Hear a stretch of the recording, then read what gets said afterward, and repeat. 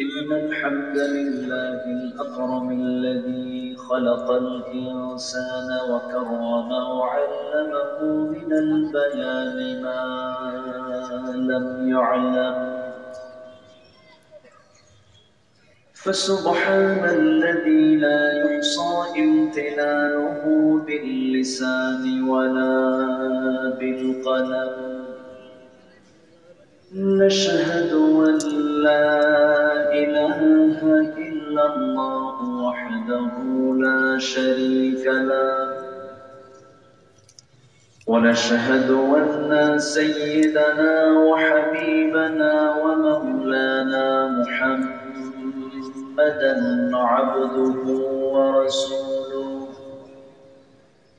الذي أرسله بالحق بشيرا ونذيرا وداعيا إلى الله بإذنه وسراجا منيرا. فقد قال الله تعالى في كلامه المجيد وفرقانه الحميد: أعوذ بالله من الشيطان الرجيم. بسم الله الرحمن الرحيم.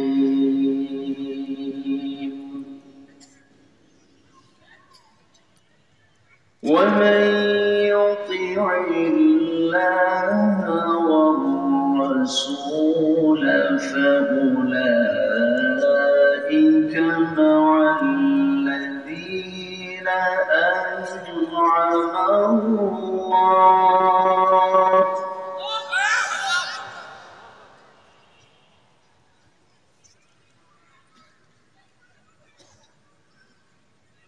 الذين أنعم الله عليهم من النبيين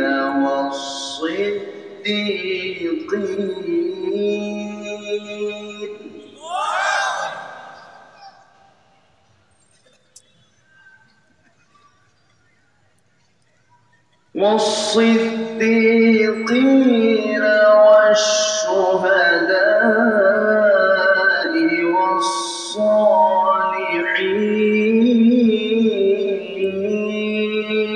والصالحين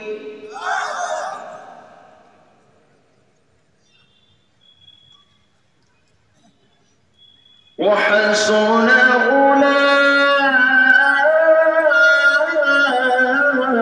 أولئك رفيقا.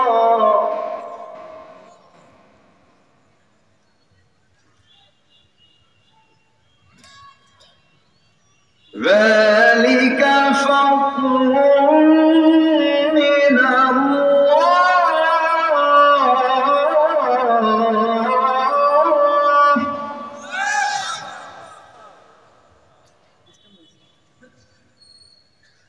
ذلك فضل من الله وكفى بالله عليما.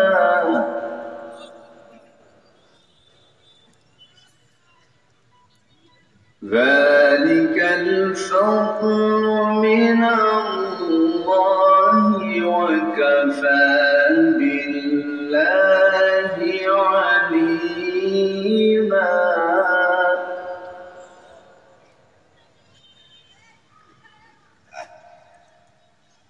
يا أيها الذين آمنوا خذوا حذركم فانفروا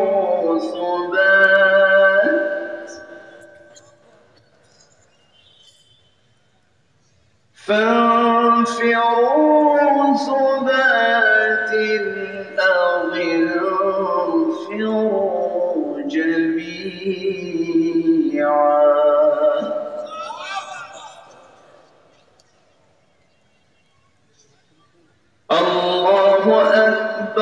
بسم الله الرحمن الرحيم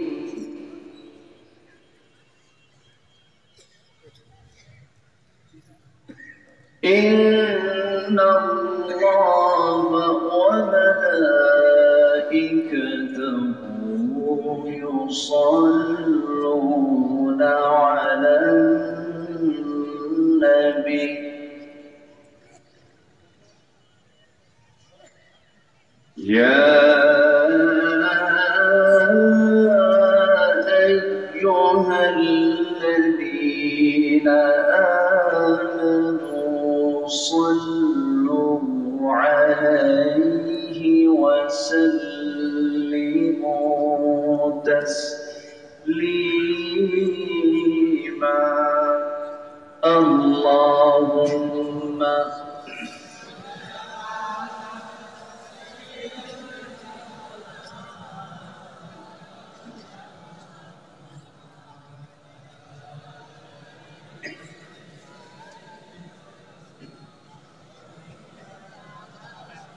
একটু মহব্বত দিয়ে নবীর প্রেমে মাতোয়ারা হয়ে আওয়াজ দিয়ে সবাই বলুন আল্লাহুম্মা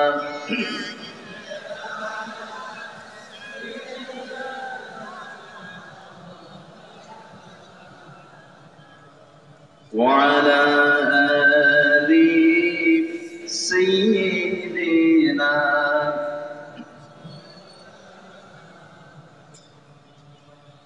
প্রাণের অধিক বেশি জানা রহমতাল লিল আলামিন জানো কি তোমরা তাহার নাম রহমতাল লিল আলামিন অসহায়ের বুকে যে জন গোপনে করে সওয়ার দুরুদ পড়ে সুবহে ও শাম রহমতাল লিল আলামিন গরিবের আহার দিতেন নিজে হয়ে রোজাদার বিয়র ভালোবাসার খাম রহমতাল লিল আলামিন তার পথে যে পিছিয়ে দিত টুকরো কাটা স্তূপ করে তাকেও দিলেন প্রেম মুজাসসাম রহমতাল লিল আলামিন জানো কি তোমরা তাহার নাম রহমতাল লিল আলামিন আল্লাহুম্মা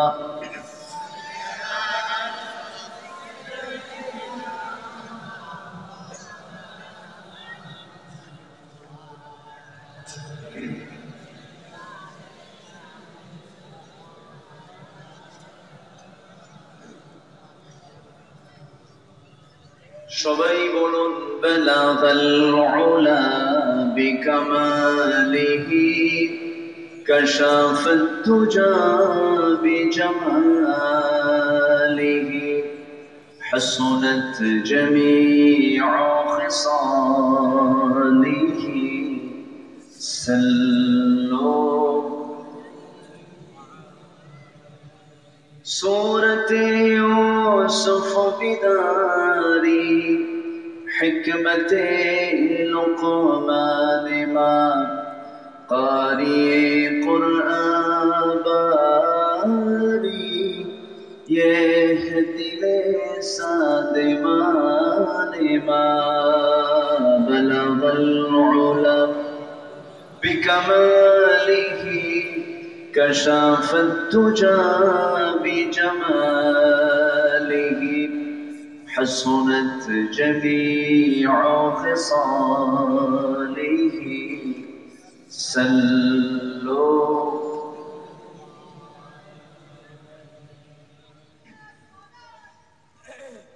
বৃহত্তর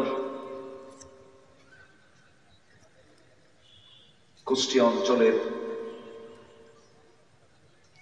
মেহেরপুর জেলার গাংনী উপজেলার বাজার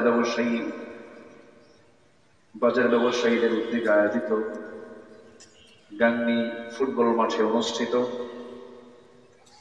দুদিনব্যাপী তাফসীরুল কোরআন মাহফিল 2025 23-24 অক্টোবর অনুষ্ঠিত আজকের এই সমাপনী দিবসে সম্মানিত সভাপতি বিশিষ্ট ব্যবসায়ী জনাব আব্দুল হান্নান,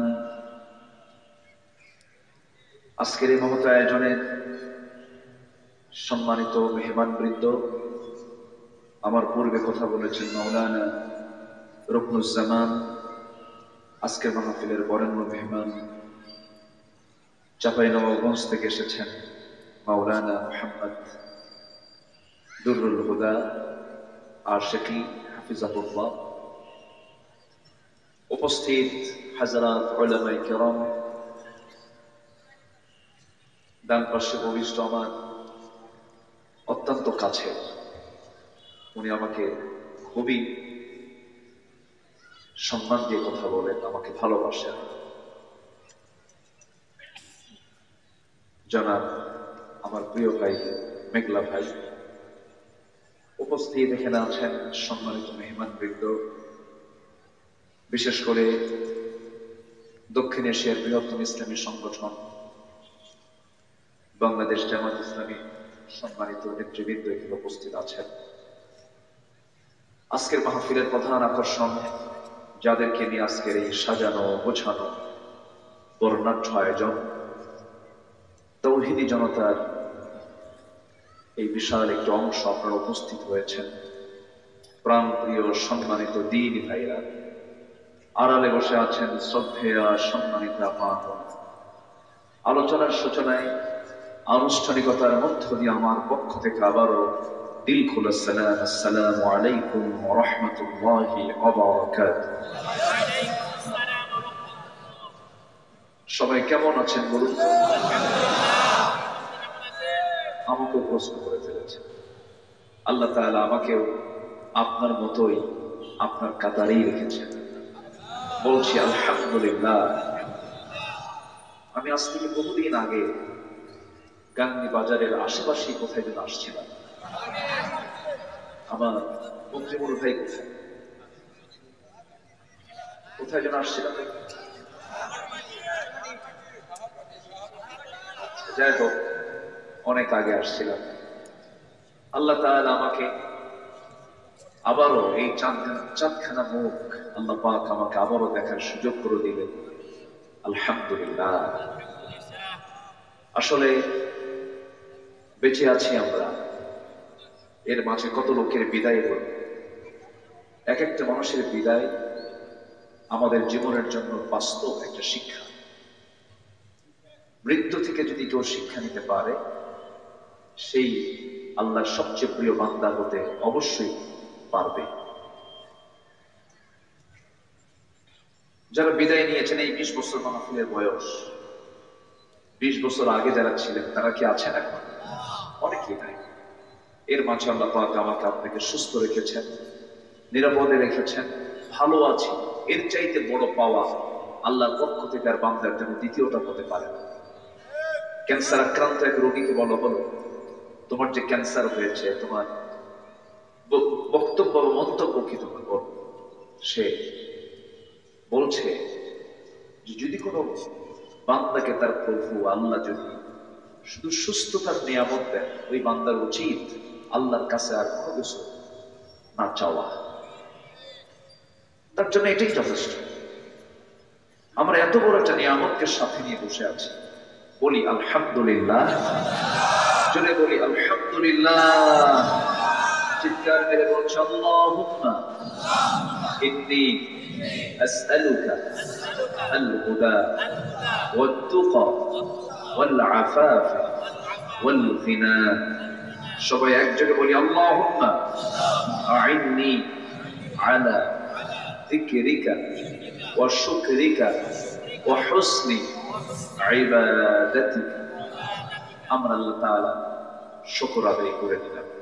আসুন, আমার অভ্যাস অনুযায়ী আমি তেলাওয়াত দিয়ে শুরু করেছি, সেই তেলাওয়াতকৃত আয়াতের দিকে আস্তে আস্তে আমরা চলে যাই। যেহেতু এক রাত পেয়েছি, বেশি ভূমিকায় না গিয়ে আমরা সোজা আমাদের মূল আলোচনার মূল প্রাণের দিকে, মূল বিষয়ের দিকে আমরা আস্তে আস্তে চলে যাচ্ছি। আমাকে সময় দেওয়া যাবে তো? সবাই সময় দিতে রাজি আছেন? আল্লাহ কবুল করুন, জোরে বলি আমিন। সম্মানিত ভাই, এখন তার মাহফিলে আসতেও টেনশন নাই এবং মাহফিল করতেও কোনো বাধা নেই। আগে অনুমতি পাওয়ার পরেও মাহফিল বন্ধ হয়ে যেত, অদৃশ্য শক্তি এসে মাহফিল বন্ধ করে দিত। তো সেই পরিবেশ আর নাই।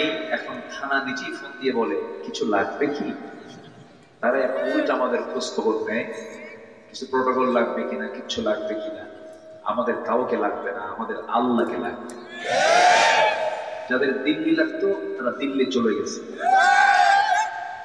যারা পরনির্ভরশীল ছিল তারা পরের কাছেই চলে গেছে। আমাদের কোনো পরনির্ভরশীলতা নেই, আমরা একমাত্র নির্ভরশীল কার উপরে?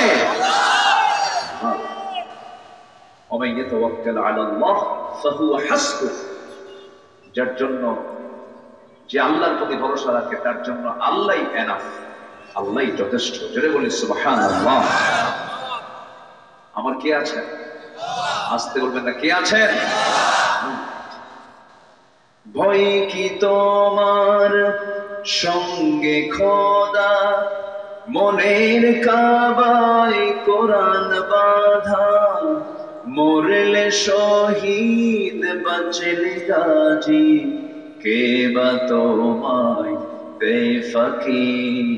চলো চলো চলো মুজাহিদ, পথ যে এখনো বাকি। ভোলো ভোলো ব্যথা ভোলো, মুছে ফেলো ও আখি। আমাদের কাজ এখনো আছে না নাই বলেন তো? এখনো কাজ আছে না নাই? আমার দেশে বহু মুসলমান নামাজ পড়ে না, এমন মুসলমান নামাজই পড়ে না। 95% মুসলমানের নামাজ নেই। নামাজ নেই, কোনো হেডেকও নেই, কেউ কিছু বলে না। 54 বছর এদের স্বাধীন হয়েছে, কত সরকার আসলো গেল, কেউ জাহান্নাম থেকে বাঁচানোর জন্য একটু চেষ্টাও করলো না। এত আইন পাশ হলো, নামাজের আইন আজ পর্যন্ত কেউ পাশ করতে পারলো না। অথচ জাহান্নামে যাওয়ার 1 নম্বর কারণ কি বলুন তো? নামাজ ছেড়ে দেওয়া। বলুন তো, নামাজ যেন জাতি না ছেড়ে দেয়, এটার জন্য নেতৃত্বের মধ্যে অবশ্যই ওই নেতৃত্ব আসা উচিত যারা সমাজে, রাষ্ট্রে যারা নামাজ কায়েম করতে চায়। আমার কথা কি রাগ করছেন আপনারা? আমরা বাঁচতে চাই জাহান্নাম থেকে। আমাদের বড় চ্যালেঞ্জ হলো জাহান্নাম থেকে আমরা কেমনে বাঁচবো এবং চলে যাব কোথায়? জান্নাত। এটা হচ্ছে আমাদের মূল টার্গেট, মূল প্ল্যান। এই প্ল্যানে আমাকে আপনাকে এগোতে হবে, সেই লাইনে চলতে হবে। সেই লাইনটা একাধিক নয়, লাইন একটা, যেটা আমরা প্রত্যেক ওয়াক্তে, প্রত্যেক রাকাতে রাকাতে আল্লাহর কাছে সেই লাইনের জন্য দোয়া করি। সেই লাইনটা কি? যারা পারেন ঠোঁট মিলিয়ে বলুন, ইয়্যাকা না'বুদু ওয়া ইয়্যাকা নাস্তাঈন, ইহদিনাস সিরাতাল মুস্তাকিম, সিরাতাল লাযীনা আন'আমতা আলাইহিম গায়রিল মাগদুবি আলাইহিম ওয়ালাদ-দাল্লিন। এরপরে জোরে বলেন, আর একটু জোরে বলেন না ভাই। এক লাইনে জান্নাত নিতে হবে। জান্নাত বড় লাইন 2-3টা নয়। সিরাতুল মুস্তাকিমে টিকে থাকতে হবে, ইসলাম নিয়ে টিকে থাকতে হবে। ফাঁকিযোগি করা যাবে না, টেকনিক খাটানো যাবে না, এদিক সেদিক যাওয়া যাবে না। ওয়া ইন্না হাযা সিরাতী মুস্তাকিমা ওয়া আন ই'বুদুনি হাযা সিরাতুম মুস্তাকিম। জোরে বলুন আল্লাহু আকবার। আমার বন্ধুগণ, কারো গোলামি করা যাবে না, কারো দাসত্ব করা যাবে না, দাসত্ব হতে হবে একমাত্র আনুগত্য হতে হবে কার? আসতে বলবেন না কার? নাম্বার 2 হচ্ছেন মুহাম্মদ সাল্লাল্লাহু আলাইহি ওয়াসাল্লাম। মহান রব্বুল আলামিন সূরা নিসা 69 নম্বর আয়াতে বলছেন, وَمَن يُطِعِ اللَّهَ وَالرَّسُولَ فَأُولَئِكَ مَعَ الَّذِينَ أَنْعَمَ اللَّهُ عَلَيْهِم مِّنَ النَّبِيِّينَ وَالصِّدِّيقِينَ وَالشُّهَدَاءِ وَالصَّالِحِينَ وَحَسُنَ أُولَئِكَ رَفِيقًا ذَلِكَ الْفَضْلُ مِنَ اللَّهِ وَكَفَى بِاللَّهِ عَلِيمًا। জোরে বলুন আল্লাহু আকবার। আল্লাহ বলেন, যারা আল্লাহ এবং রাসূলের পরিপূর্ণ আনুগত্য করবে, আংশিক নয় পরিপূর্ণ যারা আনুগত্য করবে, তারা নবী, সিদ্দিক, শহীদ এই সমস্ত নেককার লোকদের জান্নাতের সঙ্গী হবে। এবং আল্লাহ তাদেরকে নিয়ামতে ধন্য করেছেন। কতই না উত্তম বন্ধু এই সমস্ত বন্ধু। নবীর সঙ্গে জান্নাতকে পেতে চান নাকি? পেতে চান? শহীদদের সাথে, সিদ্দিকদের সাথে সব আনুগত্য বাদ দিয়ে আনুগত্য হতে হবে শুধু দুজনের, এককে। আসতে বলবেন না কে? নাম্বার 2 হচ্ছে মুহাম্মদ সাল্লাল্লাহু আলাইহি ওয়াসাল্লাম। আল্লাহ এবং নবীর আনুগত্যের ক্ষেত্রে কোন ইফরাত, কোন তাফরিদ, কোন মর্জি মতো খাটো করা, লম্বা করা, এদিক সেদিক যাওয়ার কোন কায়দা নাই। আমাকে এক লাইনে চলতে হবে, তার নাম হলো ইসলাম। বলুন তার নাম কি? ইসলাম। তার নাম কি বলুন? আর ইসলাম যে মানে তার নাম কি? মুসলিম। বলুন তার নাম কি বলেন? মুসলিম। ইসলাম যে মানে তাকে কি বলে? মুসলিম। আর আমরা একমাত্র মানব হলো একমাত্র দিন, ইন্নাদ দীনা ইনদাল্লাহিল ইসলাম। তো ইসলামকে যে মানে সে হচ্ছে মুসলিম। ইসলামকে মানা মানে কি এক জায়গায় না সব জায়গায়? ইসলাম কি প্রতিষ্ঠিত? আজকে ইসলাম কি প্রতিষ্ঠিত না সুদ প্রতিষ্ঠিত? মদের বোতল আমার দেশে আছে না নাই বলেন? এই আশেপাশে চুয়াডাঙ্গার দর্শনায় মদের ফ্যাক্টরিও আছে কিনা বলেন? ইসলাম যদি প্রতিষ্ঠিত থাকতো মদের কোন ফ্যাক্টরি খুঁজে পাওয়া যেত, সুদের কারবার থাকতো, বেশ্যাবৃত্তি লাইসেন্স থাকতো না, এগুলো সব বন্ধ হয়ে যেত। কারণ ইসলাম আছে যেখানে, সেখানে সুদের কোনো জায়গা, জেনার কোনো জায়গা নাই। তাহলে ইসলাম প্রতিষ্ঠিত হোক সবাই চান তো নাকি? সবাই কি চান? যে চায় সে মুসলিম, আর যে চায় না সে মুসলিম নয়, তবে টাটকা মুনাফিক। টাটকা কি? এটা কি মোল্লার কথা না আল্লাহর কথা? মোল্লা কইছেন, আল্লাহ কইছেন? আল্লাহ। আমি সোজা সাপটাই কথা বলবো, কারণ সোজা কথা বললে দাওয়াতি কাজটা হয়ে গেল। ইনিয়ে বিনিয়ে পেছনারিতে কথা বলা যাবে না। হিকমত মানে হক আড়াল করা নয়। উদউ ইলা সাবিলি রাব্বিকা বিল হিকমা ওয়াল মাউইযাতিল হাসানা। হিকমত মানে হলো প্রজ্ঞার সাথে কথা বলো, যোগ্যতা নিয়ে কথা বলো, হককে আড়াল করার কোন সুযোগ নাই।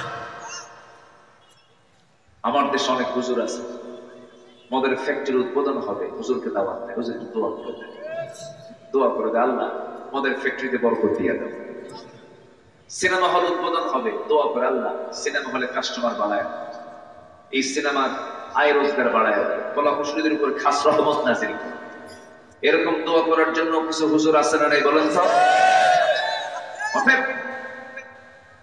আমাকে আপনাকে সিদ্ধান্ত নিতে হবে, জীবনে একটা লাইন ধরতে হবে, মাঝখানে থাকার কোনো সুযোগ নেই। সেই এক লাইনের নাম হচ্ছে, একটাই লাইন, সেটা হচ্ছে ইসলাম। একটা লাইন, তার নাম কি বলেন? হয়তো বলবেন হুজুর আমার দাদা শরীফুল ইসলাম, আমার বাপ শহীদুল ইসলাম, আমি হলাম আমিনুল ইসলাম, তিন ইসলাম আমার পরিবারে আছে, আমার দাদাও ইসলাম, আমার বাপও ইসলাম, আমিও ইসলাম। হয়তো আপনার নামের সাথে ইসলাম থাকতে পারে, কিন্তু ইসলাম এমন একটি দিনের নাম, ব্রাহ্মণের ছেলে ব্রাহ্মণ হতে পারে, এরপরে হিন্দুর ছেলে হিন্দু হতে পারে, ইহুদির ছেলে ইহুদি হতে পারে, ব্রাহ্মণের ছেলে ব্রাহ্মণ সাজতে পারে, কোনো সমস্যা নাই। কিন্তু ইমামের ছেলে ইমাম হতে পারে না, মুসলমানের সন্তান মুসলমান হতে পারে না যদি তার মধ্যে ইসলাম না থাকে। এখানে আনুগত্যের সাথে হলো তার পরিচয়। ইসলাম তার মধ্যে কায়েম দায়েম থাকতে হবে, দায়েম কায়েম থাকতে হবে। আমার দেশে ইমানদার বেশি না নামাজি বেশি বলে?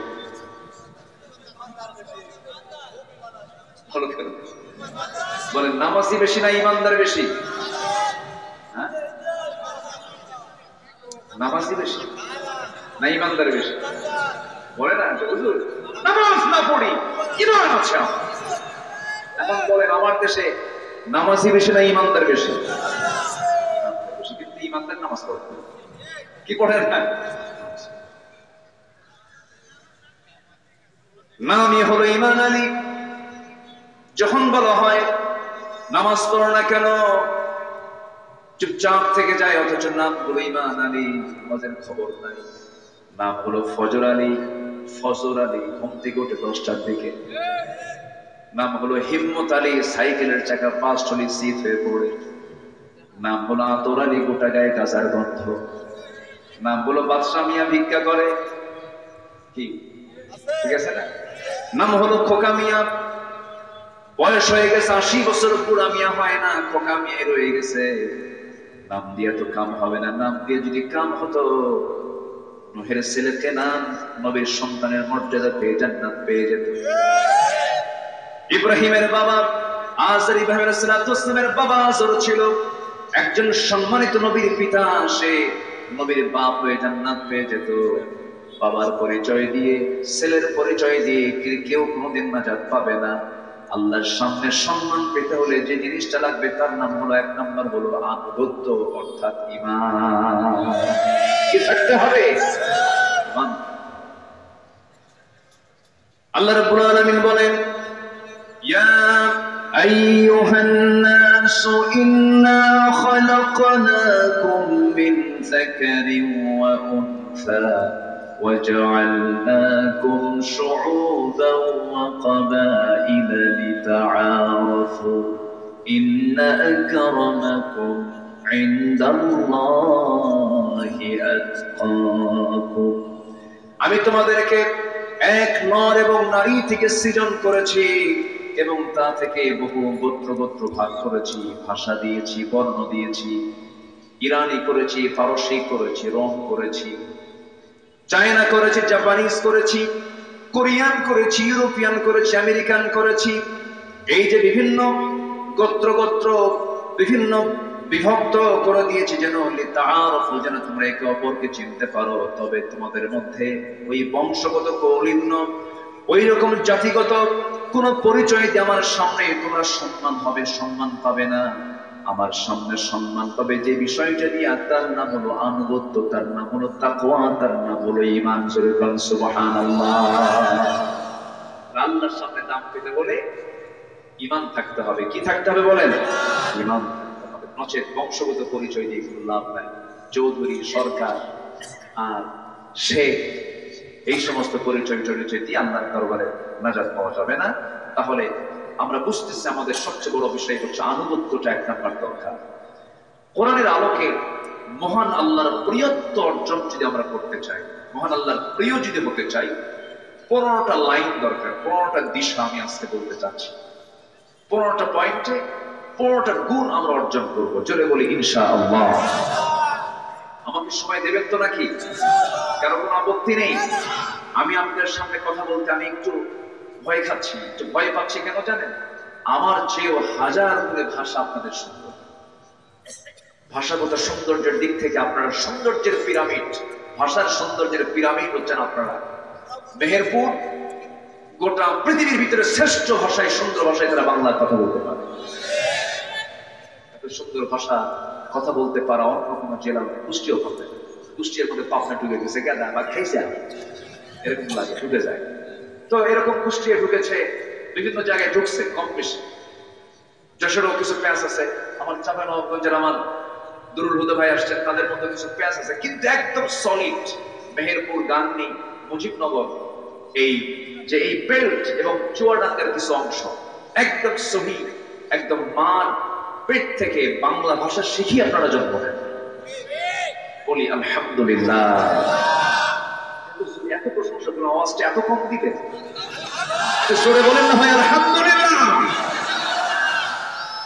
তবে নোয়াখালীর ভাষা আরো বেশি সুন্দর, আরো বেশি সুন্দর ঠিক। তবে তাদের কাছে তাদের ভাষাই সুন্দর, কোন ভাষাই খারাপ নয়। তবে বাংলার প্রকৃত স্বরূপ যেটা, এটা হচ্ছে মেহেরপুর, চুয়াডাঙ্গা এই অঞ্চল। বলি আলহামদুলিল্লাহ। আর সেই ভাষার জাদুঘরদের সাথে সামনে আমি কথা বলছি, আমি নিজেকেও ভাবতেছি যে কোন দিক দেখুন যেন স্লিপ হয়ে যায়, ভুল হয়ে যায় কিনা। আপনাদের ভাষা তো আমার চেয়ে অনেক সুন্দর। সম্মানিত ভাইয়েরা, তাহলে 15টা পথ যদি আমরা নিজেদের জন্য প্রস্তুত করতে পারি, আমরা ভালোবাসা পেয়ে যাবো কার? ভালোবাসা পেয়ে যাবো কার? আল্লাহ যদি আমার হয় আর আমি যদি আল্লাহর হয়ে যাই, আর কাউকে লাগে ভাই? আর কাউকে দরকার আছে? আল্লাহুল মাওলা ফালাহুল কুল। যার আল্লাহ আছে তার সব আছে, আর যার সাথে আল্লাহ নাই তার কিচ্ছু নাই, কিচ্ছু নাই। কি করেনি, কি করেনি বলেন? 16 বছর। আজকে তারা কোথায়? 2018 সালে 2018 সালে আমি মাহফিল শেষ করে বাসায় কেবলই ঢুকছি রাত 2টা। মাহফিল শেষ করে কিছুক্ষণ পরে টোটাল টিম এসে, একটা পুলিশের টিম চলে আসলো, এসে বললো হুজুর চলে। কোথায়? নির্বাচন তো, বাইরে না থাকাই ভালো। কি বুঝলেন আপনারা? আমার দাওয়াত দিয়ে থানায় নিয়ে ওসি সাহেব লজ্জায় কথা বলে না। ওসি আমাকে চিনে, আমার ওয়াজও শুনে, বলে হুজুর আপনার ওয়াজ শুনি আর কাঁদে। তো বললাম ধরলেন কেন? হুজুর চাকরি বাঁচান তো ফরজ। বললাম ইমান বাঁচান তো নফল। তো উনি আমারে শেষ পর্যন্ত পারলেন না, কি করবে, চালান দিয়ে দিল। জজ সামনে বসে আছে চেয়ার, আমাকে দেখে জিব্বা একটা কামড় মারে, আর মামলার ধারা দেখে বলে হাই এর কেমনে জামিন দেবো, আমার চাকরি তো থাকবে। জামিন না মঞ্জুর করে আদালত থেকে আবার আমাকে পাঠায় দিল মাদ্রাসায় ইউসুফিয়া। মাদ্রাসায় ইউসুফিয়া মানে জেলখানাকে আমি ইউসুফের মাদ্রাসা বলি। জেল খেটেছেন কোন নবী বলেন তো? ইউসুফ আলাইহিস সালাম। কোন দোষ ছিল? আমি এটা নাম দিয়েছি মাদ্রাসায় ইউসুফ। পাঠায় ঢুকলাম, গেট দিয়ে ঢোকা মাত্রই এক মুরব্বী, আশীর্ধ বয়স, চামড়াগুলো কুঁচকে গেছে, চুল দাঁড়িয়ে শুভ্র হয়ে গেছে, ওয়াস্তা আলা রাস, বয়সের ভারে কোমর কুঁজো হয়ে গেছে। আমাকে দেখা মাত্রই একটা বড় সালাম দিলেন। সালাম দিয়ে বলছেন হুজুর আপনি জেলখানায় আসছেন? খুব খুশি হলাম। বললাম জেলখানায় ঢুকলে কি খুশি হয়? বলতেছে হুজুর কত ওয়াজ শুনতে গেছে আপনার, দূর থেকে দেখি ওয়াজ শুনি, খুব মন চাচ্ছিল কোন দিন আপনার সঙ্গে একটু একটাবার একটু মোসাফা করবো, একটু মোয়ানাকা করবো। আল্লাহ কি সুন্দর মিলাই দিবে হুজুর, আমার কপাল কত ভালো। দোয়া করি আপনি জেলখানায় থাকেন। বুঝতেছেন? একে তো একটু মানসিক ভাবে একটু কষ্ট হবে মানুষ তো, কিন্তু চাচার কথা শুনে আমার মনটা ভরে গেল। বললাম চাচা আপনি জেলখানায় কেন? তো বলে বাবা, কি বলে যে বিস্ফোরক, বিস্ফোরক। বলছে বাবা বিস্ফোরকের মামলা দিছে। বাবা আচ্ছা আসলে বিস্ফোরকটা কি খায় না কি করে? ও জানে ওটা মামলা। পুরা মানুষ এগুলি চলেছে। আজকে আমরা একটা পরিবেশ পেয়েছি, এই পরিবেশ তৈরির পেছনে 1 নম্বর অবদান যার, তিনি কে? পারেন না তিনি? পারেন না তিনি? আমরা ইতিহাস পড়লাম না দেখলাম? বলেন পড়লাম না দেখলাম? আল্লাহ পারেন, আল্লাহ পারেন। 1 সেকেন্ড 1 মিনিট আগেও ফেরাউন টের পায় নাই এই দরিয়ায় আমাকে সুবহান খেতে হবে। ফেরাউন কিন্তু 1 মিনিট আগেও টের পায়, কিন্তু মুহূর্তের মধ্যে ফেরাউনকে চুবায় মেরেছেন। ওয়াজারাতনা আলা ফিরাউন, 14 গোষ্ঠীকে চুবায় দিয়েছেন। তিনি কে? দেখেন আল্লাহ কি করলেন লেডিস ফেরাউনকে। এটা তো লেডিস, এলএডি ফেরাউন আল্লাহ পাক কি করে দিলেন? আল্লামা সাঈদীর মতো একটা রত্নকে তিলে তিলে শেষ করে দিয়েছে।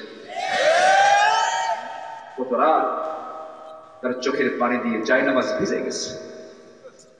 জানেন, এই অঙ্গনে বসে কথা বলা এটা একটা নেশা। যারা এই কাজটা করে তারা এটা ছাড়তে পারে না। দাওয়াতি কাজ ছিল তার জীবনের সবচাইতে বড় একটা কাজ ছিল। এই জাতির কত বড় কল্যাণ তিনি করেছেন। কত অবাধ্য সন্তান তার ওয়াজ শুনে বাপমার পা ধরে ভাবছে আল্লাহ হয়ে গেছে। আদর্শ নাগরিক তৈরির এক মহান কারিগর ছিলেন এদেশের রত্ন আল্লামা সাঈদী। তাকেও তারা রেহাই দেয়নি। শেষ পর্যন্ত আমরা নিশ্চিত, আমরা বলতে পারি, পরিকল্পিত নাটক সাজিয়ে তাকে হত্যা করা হয়েছে। তাফসীর মাহফিলের এই প্ল্যাটফর্ম থেকে তার নামটা না আনলে এটা কৃপণতা হয়ে যাবে। তাফসীর মাহফিলের এই প্ল্যাটফর্ম থেকে আমরা সুস্পষ্ট ভাষায় জানান দিতে চাই, বহু মামলা, বহু বিচার চলছে, কিন্তু আমরা বলতে চাই এই কিংবদন্তি আল্লামা সাঈদীর হত্যার সঙ্গে যারা জড়িত, অবিলম্বে তাদের চূড়ান্ত শাস্তি নিশ্চিত করা হোক। রাজি আছেন কারা কারা? হাত উঁচু করে দেখান।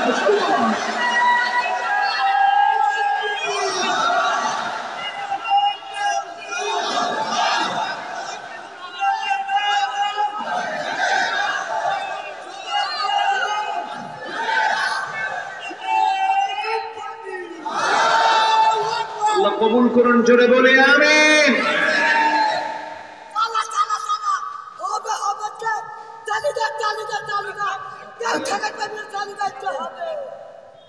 সম্মানিত ভাই,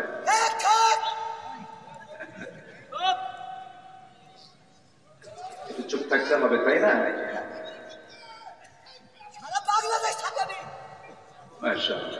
এ তো আমি ফেল পারতেছি না, ব্রেক ছাড়া গাড়ি দেখতেছি। থামেন, আমার দিকে তাকান। তাহলে আমরা এমন সুন্দর বাংলাদেশ আমরা সামনে দেখতে চাই যেখানে কোনো জুলুম থাকবে না। রাজি আছেন না ইনশাআল্লাহ? আমরা দরজা খুলে ঘুমাবো, মানুষের সম্পদের দিকে কেউ তাকাবে না। নারী চলবে, পর্দার পরিবেশ নিয়ে চলবে, কেউ উন্মাদনা উত্তেজনা নিয়ে তাকানোর দুঃসাহস করবে না। এমন একটা জনপদকে আমরা দেখতে চাই ভাই, মন থেকে দেখতে চান সবাই।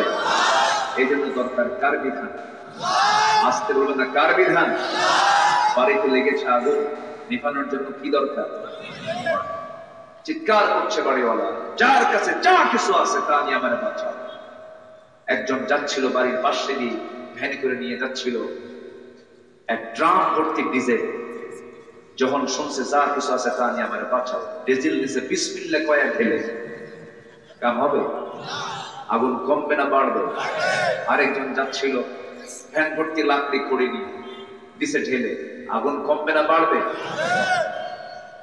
আগুন নিভানোর জন্য পেট্রোল, ডিজেল, অকটেন যেমন লাকড়ি খড়ি যেমন উপযুক্ত নয়, আগুন নিভানোর জন্য যেমন প্রয়োজন পানি, তেমনি সমাজ রাষ্ট্রের ভিতরে যে আগুন দাউ দাউ করে জ্বলছে, এই সমাজের আগুনকে বন্ধ করার জন্য একমাত্র বিধান হতেছে আল্লাহর বিধান, কোরআনে কারীম। আমার বন্ধুগণ, একটু কান লাগাবেন, মনোযোগ দিয়ে শোনার চেষ্টা করবেন।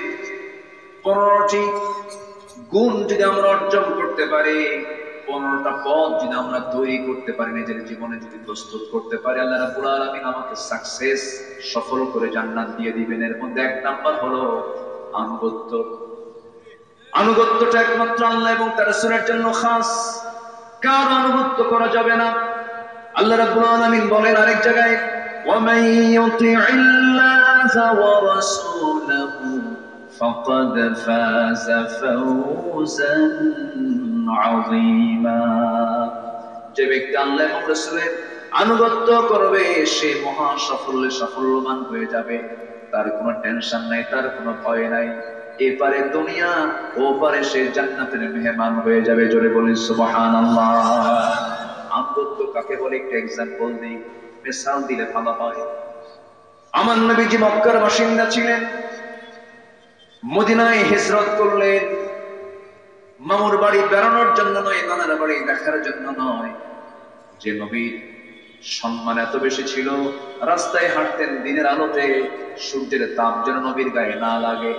সর্বক্ষণ নবী যখন রাস্তায় হাঁটতেন, এক খণ্ড মেঘ আল্লাহ তার মাথার উপরে সূর্যের নিচে রেখে দিতেন। এত সম্মানের মানুষ তিনি, এত মর্যাদার মানুষ তিনি। মক্কায় টিকতে পারলেন না, মদিনায় চলে আসলেন। দিনের আলোতে বের হতে পারলেন না, রাতের আধারে লুকোচুরি করে ঘর থেকে বের হলেন। মদিনা হলো উত্তর দিক, দক্ষিণ দিকে চলে গেলেন, জাবালে সৌর আশ্রয় নিলেন। একটা জঙ্গল গুহার মধ্যে ঢুকে পড়লেন, যে জঙ্গল গুহার মধ্যে ভয়ঙ্কর, সেখানে পাহাড়ি কীট পতঙ্গে ভরা। আমার নবী এখনো দুর্গম, এই তো মাসখানেক হয় না গিয়েছিলাম। যখন এটা এই সমস্ত জায়গাগুলো একটু দেখি, চোখে চোখে দেখে আসি, সরাসরি দেখে আসার চেষ্টা করি, সেখান থেকে একটু কিছু নেওয়ার চেষ্টা করি। নবীজি উল্টা চলে গেলেন। ওই জায়গায় দাঁড়ায় আমি বারবার চিন্তা করলাম, হারে এই 3টা দিন 3টা রাত আলো নাই, বাতাস নাই, বালিশ নাই, কাঁথা নাই, চাদর নাই। বিশ্ব নবীর মতো মানুষ কেমন করে লুকোচুরি করে এই জায়গার ভিতরে থাকলেন? খাবার নাই, কিচ্ছু নাই। ওই জায়গা থেকে আবার বের হয়ে গেলেন মাত্র 2জন মানুষ, তার সাথী ছিলেন 2জন। একজন সাথী ছিল ইদহুমা ফিল গার ইদ ইয়াকুলু লিসাহিবিহি লা তাহজান ইন্নাল্লাহা মা'ানা।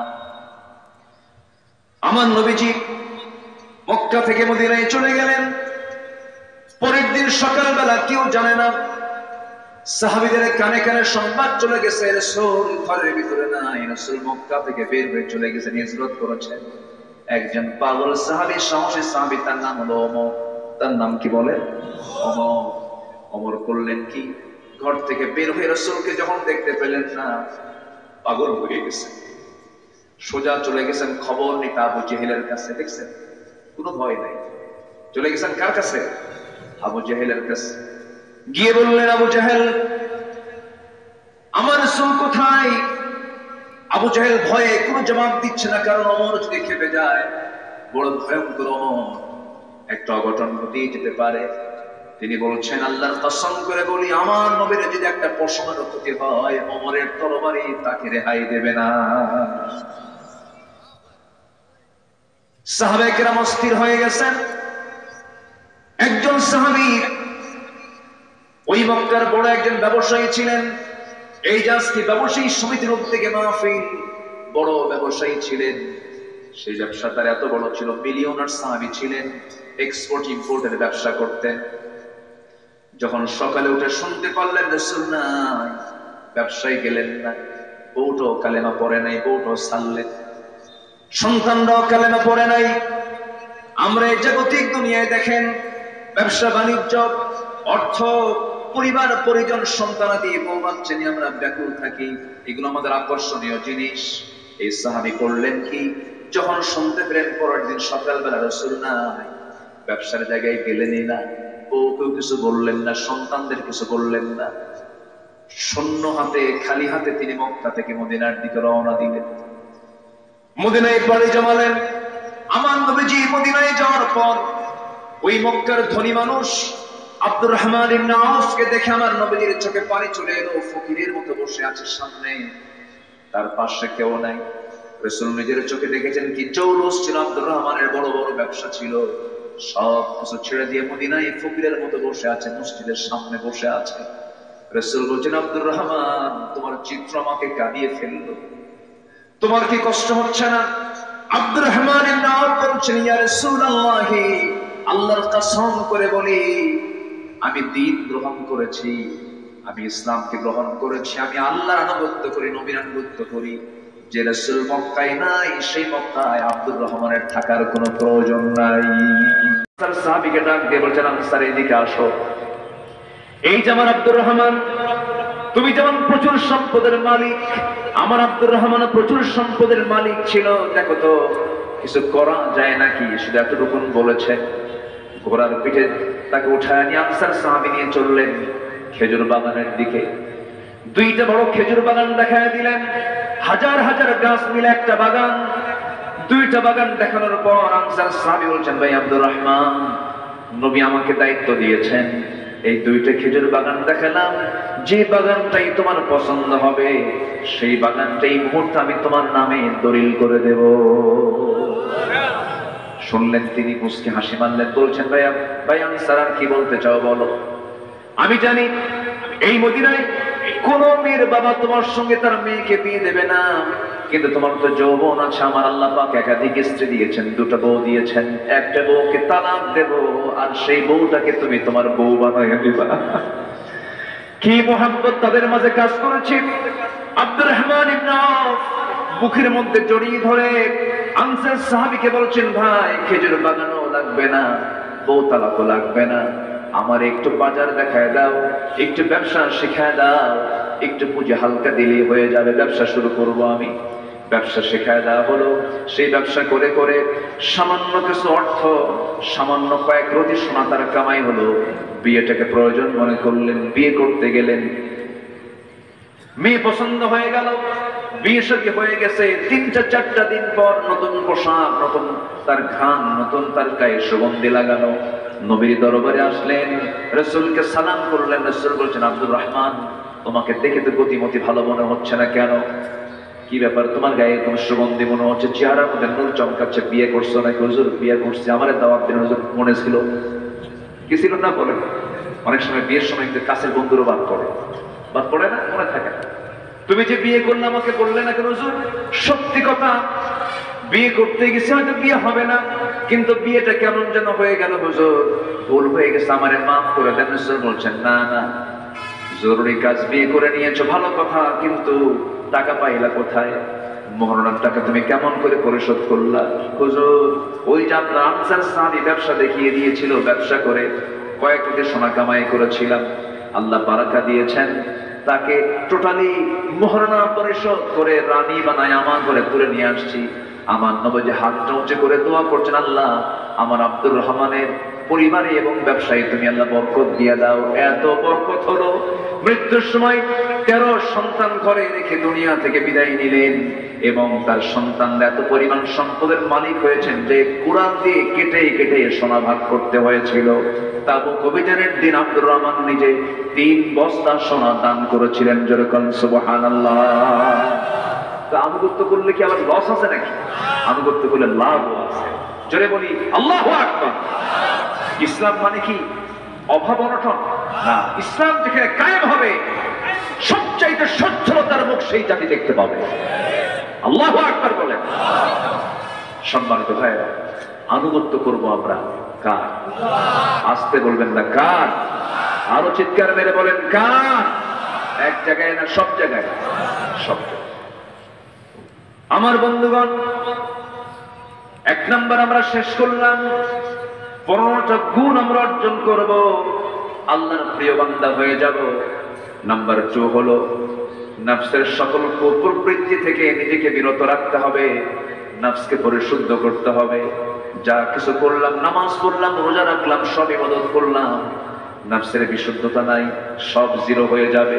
আল্লাহ রাব্বুল আলামিন সুন্দর করে বলছেন, قد أفلح من تزكى وذكر اسم ربه فصلى بل تؤثرون الحياة الدنيا والآخرة خير وأبقى إن هذا لفي الصحف الأولى صحف إبراهيم وموسى।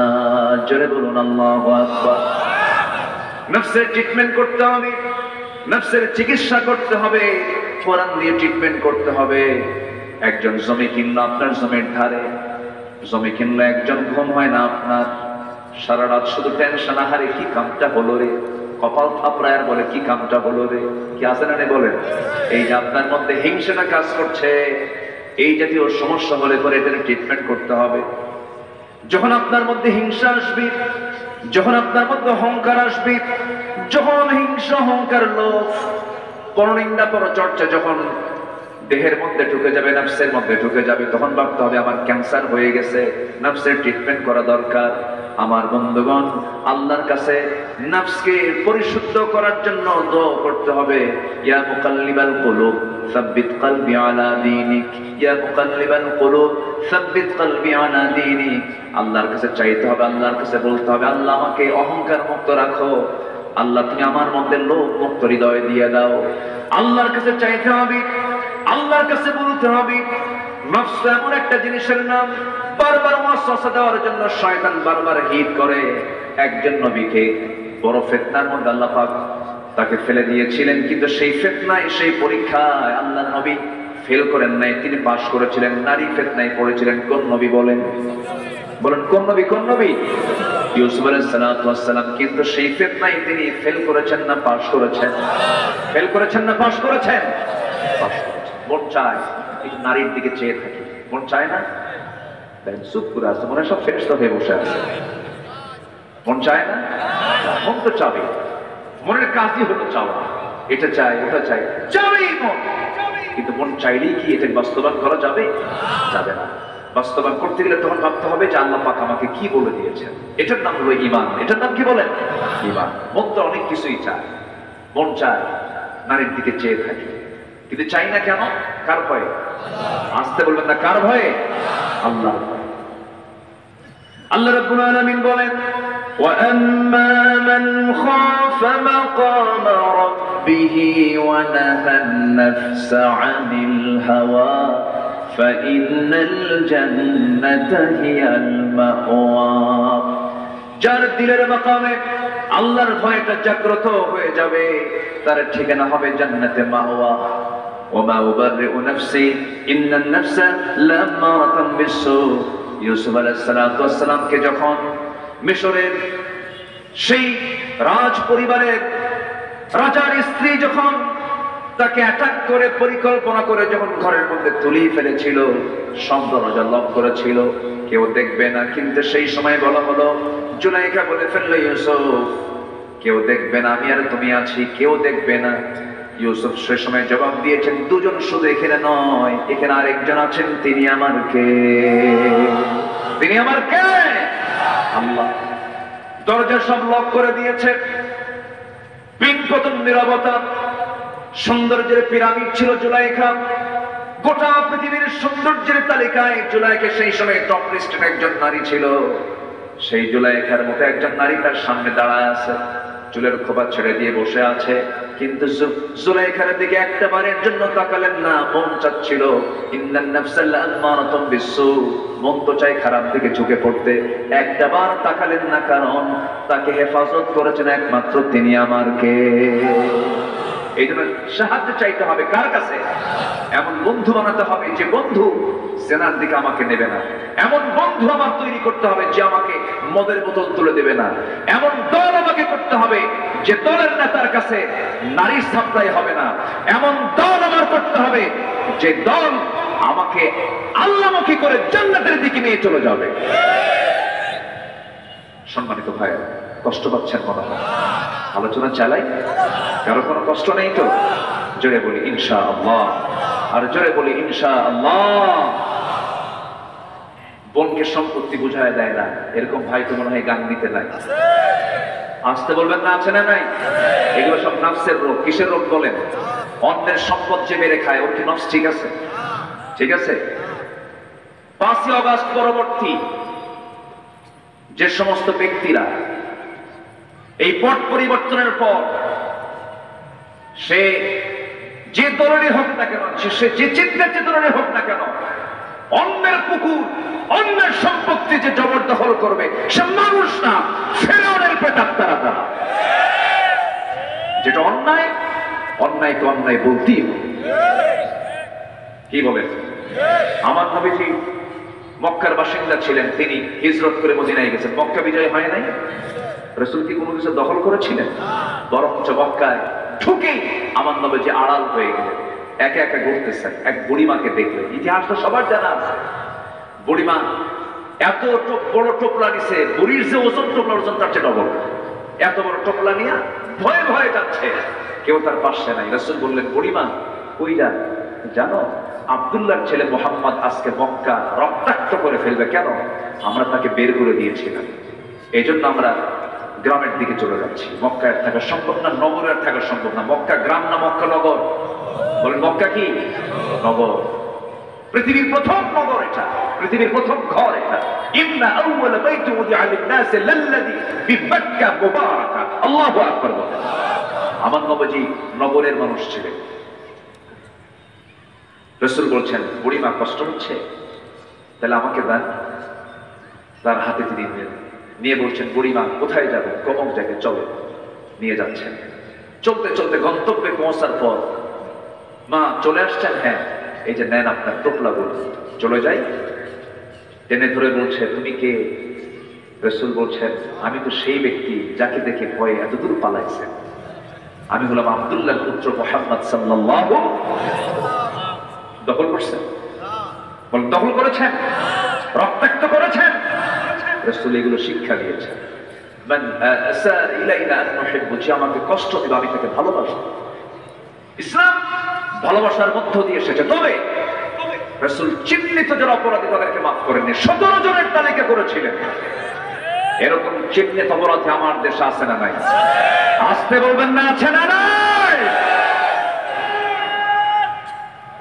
যাদের চোখের ইশারায় ফেরেশতা চরিত্রে মানুষগুলোকে ক্রস ফায়ার দিয়ে শহীদ করা হয়েছে। প্রতিটি হত্যার বিচার বাংলার জমিনে হতে হবে। যদি দেশের উন্নয়ন দেখতে চাই আমরা, বিচার ব্যবস্থাকে সুনিশ্চিত করতে হবে। যে দেশের আদালত স্বাধীন, যে দেশের বিচারালয় স্বাধীন, যে দেশের সঠিক বিচার প্রতিষ্ঠা পায়, সেটাই হবে সবচেয়ে আদর্শ একটা কল্যাণমূলক রাষ্ট্র, কল্যাণকর রাষ্ট্র। আমরা এমন রাষ্ট্র আমরা গড়তে চাই। জোরে বলি ইনশাআল্লাহ। আর জোরে বলি ইনশাআল্লাহ।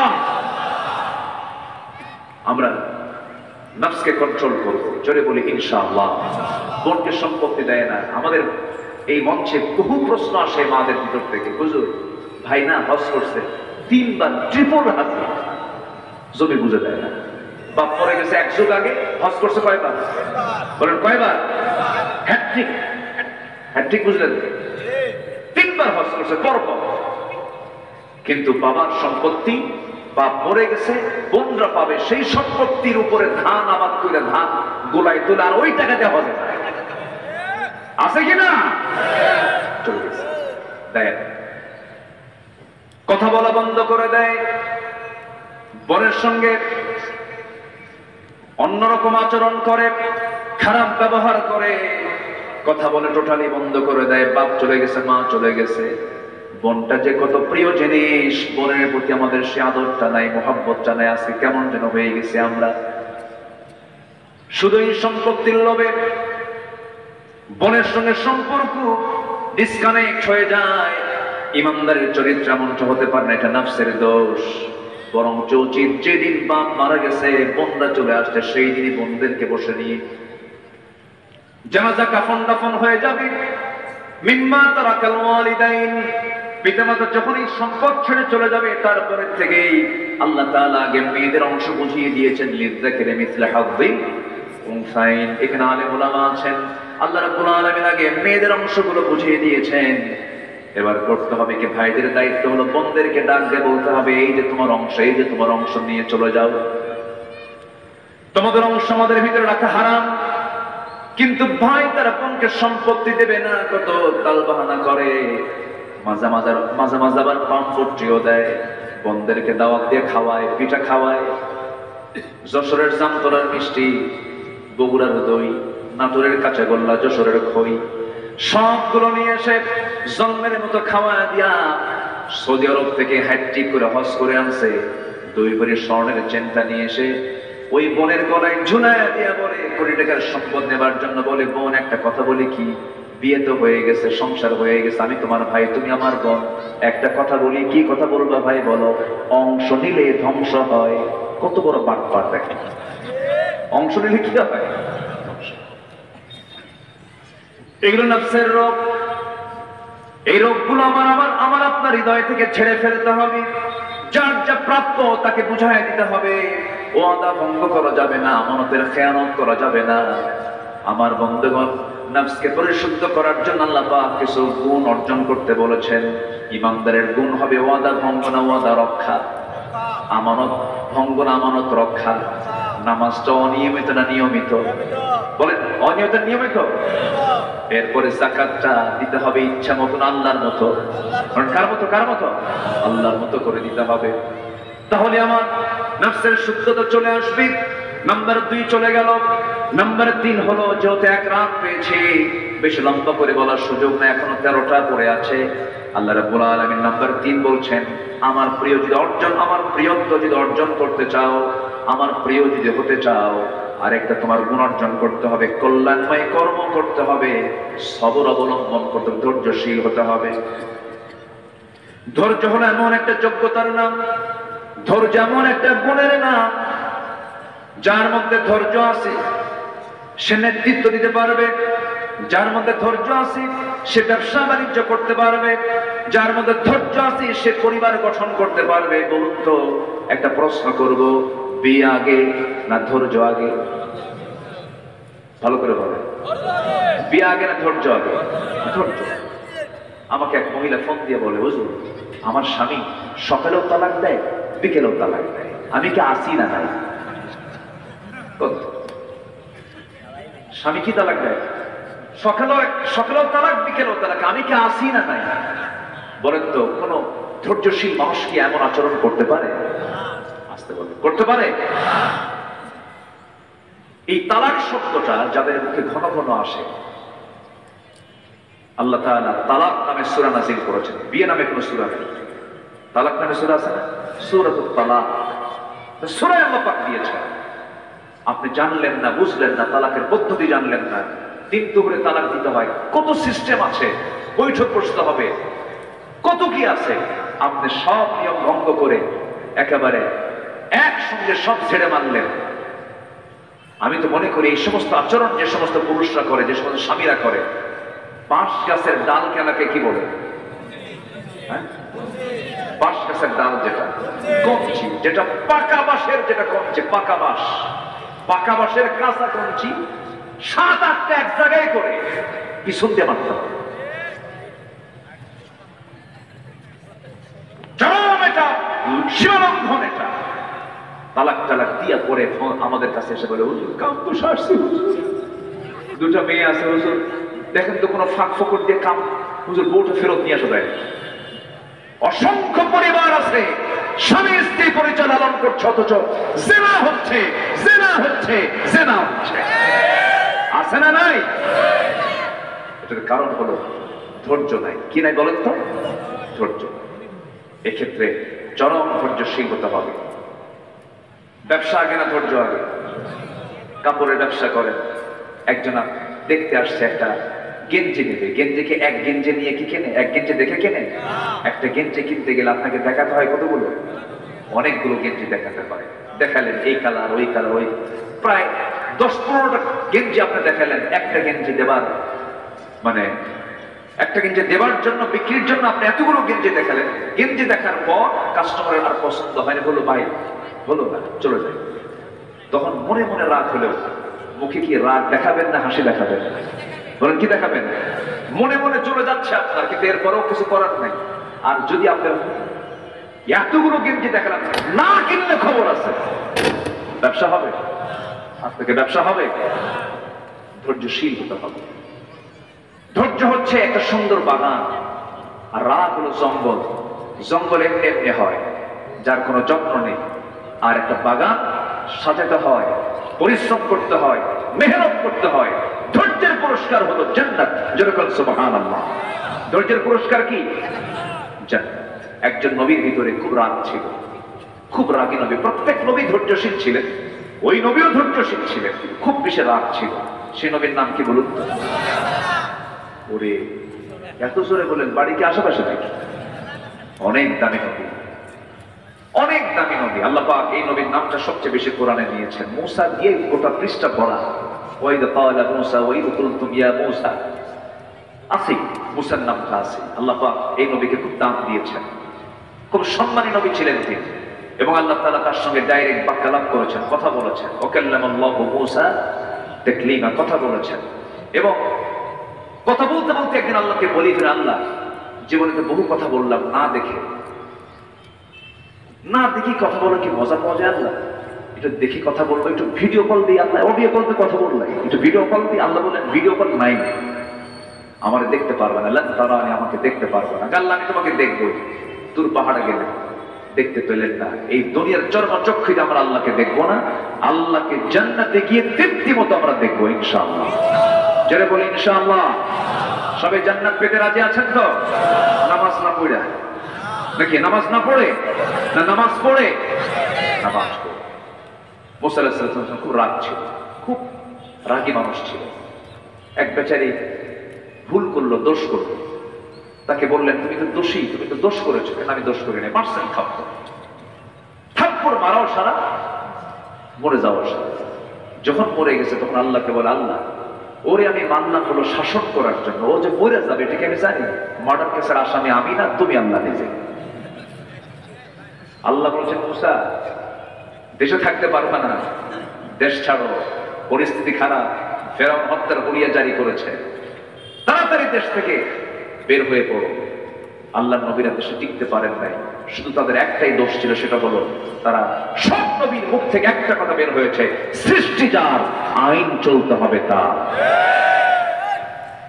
চলে গেলেন, কি রাগ দেখে, থাপ্পড় মারছেন, মরে গেছে, বের হয়ে চলে গেলেন, অনেক দূর চলে গেলেন। মাদিয়ান নামক এক এলাকায় চললেন, সামনে কূপ পেলেন। কূপের ধারে গিয়ে তৃষ্ণা, প্রচুর ক্ষুধা লাগছে, কূপ থেকে পানি তুলে পানি পান করলেন, তৃপ্তি বোধ হলো। হঠাৎ করে দেখেন দুজন মহিলা বালতি হাতে নিয়ে দাঁড়ায় আছে কূপের ধারে। এই তোমরা এখানে কি করো? কূপ থেকে পানি নেবো। নাও। আমরা পারবো না। কেন? ঢাকনা খুব ওজনওয়ালা, 7 থেকে 8 জন পুরুষ লাগে, আমরা তো পারবো না, সে শক্তি নাই। মুসা বলছেন দাও বালতি, আমি আগায় দিচ্ছি। কূপের ধারে গেলেন, ঢাকনায় হাত দিলেন, এত জোরে ফিকা মারলেন, 14 হাত করে গিয়ে ছিটকে পড়ছে। দুই মহিলা থরথর করে কাঁপে, আর এটা মানুষ নম্র কিছু। সকল নবীর দৈহিক শক্তি বেশি করে দিয়েছেন কে? আল্লাহ। আমার নবীকে আল্লাহ পাক 100 জন পুরুষের, জান্নাতি পুরুষের শক্তি আমার আল্লাহ পাক আমার রাসূলের মধ্যে দিয়েছিলেন। কূপ থেকে পানি তুলে দিয়ে বলেন সোজা চলে যাও বাড়িতে, সূর্যাস্তের পর মেয়েদের বাইরে থাকতে নেই, তাড়াতাড়ি যাও। বাপ বলতেছে মা প্রত্যেক দিন তোমরা সূর্যাস্তের পরে পানি আনো, আজকে এত দ্রুত পানি নিয়ে চলে আসলে কেমনে? কাব্বা কাফিয়ুন আজিজ, শক্তিশালী এক যুবককে দেখতে পেলাম, প্রচন্ড শক্তি গায়ে, ঢাকনায় হাত দিলাম, ছিটকে পড়ে গেল।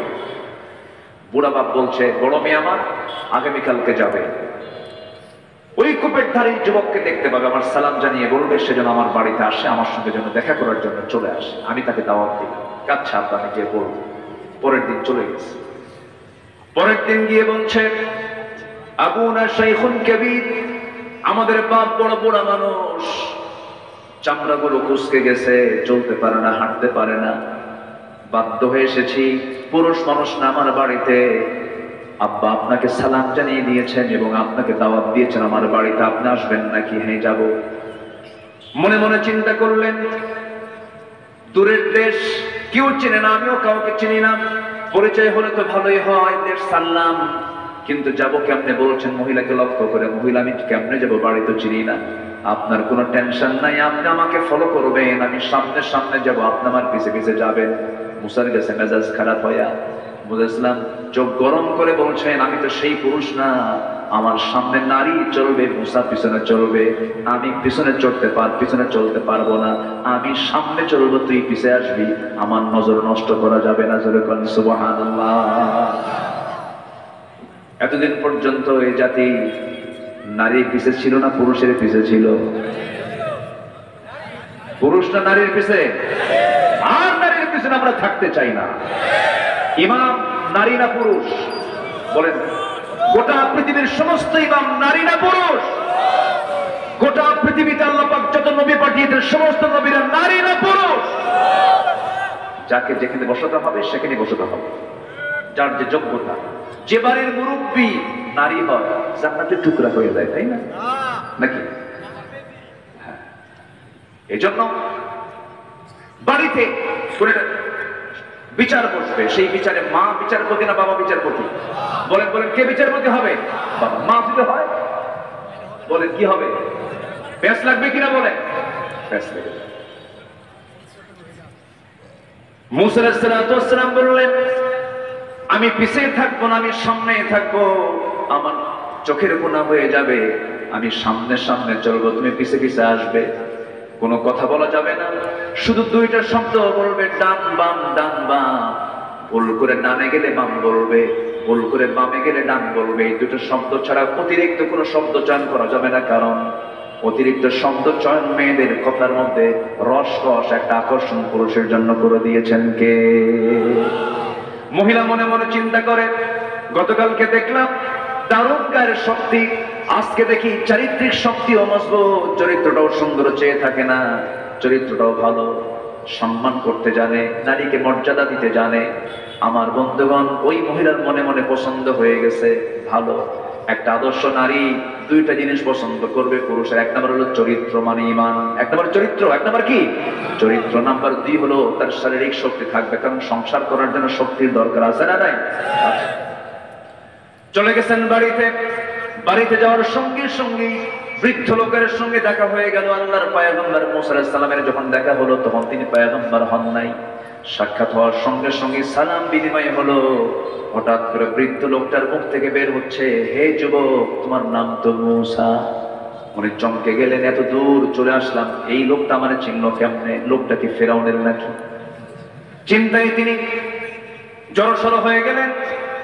এরপরে কোনো কথা নাই। বৃদ্ধ লোকটা বলছে, হে যুবক, এরকম করছো কেন? কি হয়েছে তোমার? তিনি কোনো জবাব দিচ্ছেন না। এবার তিনি মুস্কি হাসি মেরে বলছেন, যুবক মূসা, শুধু এতটুকুই জানে না, তোমার নামটাও জানে না, তোমার কামটাও জানে। কেন? থাপ্পড় মারছো, মানুষ মরে গেছে, এরপরে আসছো এই জায়গায়? আরো টেনশন হয়ে গেল তার। এবার তিনি বলছেন, হে যুবক, তুমি যার সামনে দাঁড়িয়ে কথা বলছো, টেনশন করো না, আমি সাধারণ বুড়োর কাতারের একজন সাধারণ বুড়ো মানুষ আমি নয়, আমি বললাম সেই ব্যক্তি, ওয়া ইলা মাদিয়ানা আখাহুম শুআইবা। আল্লাহ রাব্বুল আলামিন এই মাদিয়ানবাসীর জন্য যাকে পয়গম্বর করে পাঠিয়েছেন, আমি হলাম সেই পয়গম্বর শুআইব আলাইহিস সালাতু ওয়াস সালাম। তুমি নবীর সামনে দাঁড়িয়ে দাঁড়িয়ে কথা বলছো। মুসার আনন্দ দেখে কে খুব খুশি হয়ে গেছেন। এবার শুআইব আলাইহিস সালাতু ওয়াস সালাম বলছেন, শোনো, আমার দুইটা মেয়ে তুমি দেখেছো, এই দুইটা মেয়ের যে কোনো একটা মেয়েকে তোমার সঙ্গে বিয়ে দেব, বিয়ে করবা নাকি? যখন তখন। কি কি বুঝতেছেন কি? যখন তখন। তৎক্ষণাৎ তিনি রাজি হয়ে গেলেন।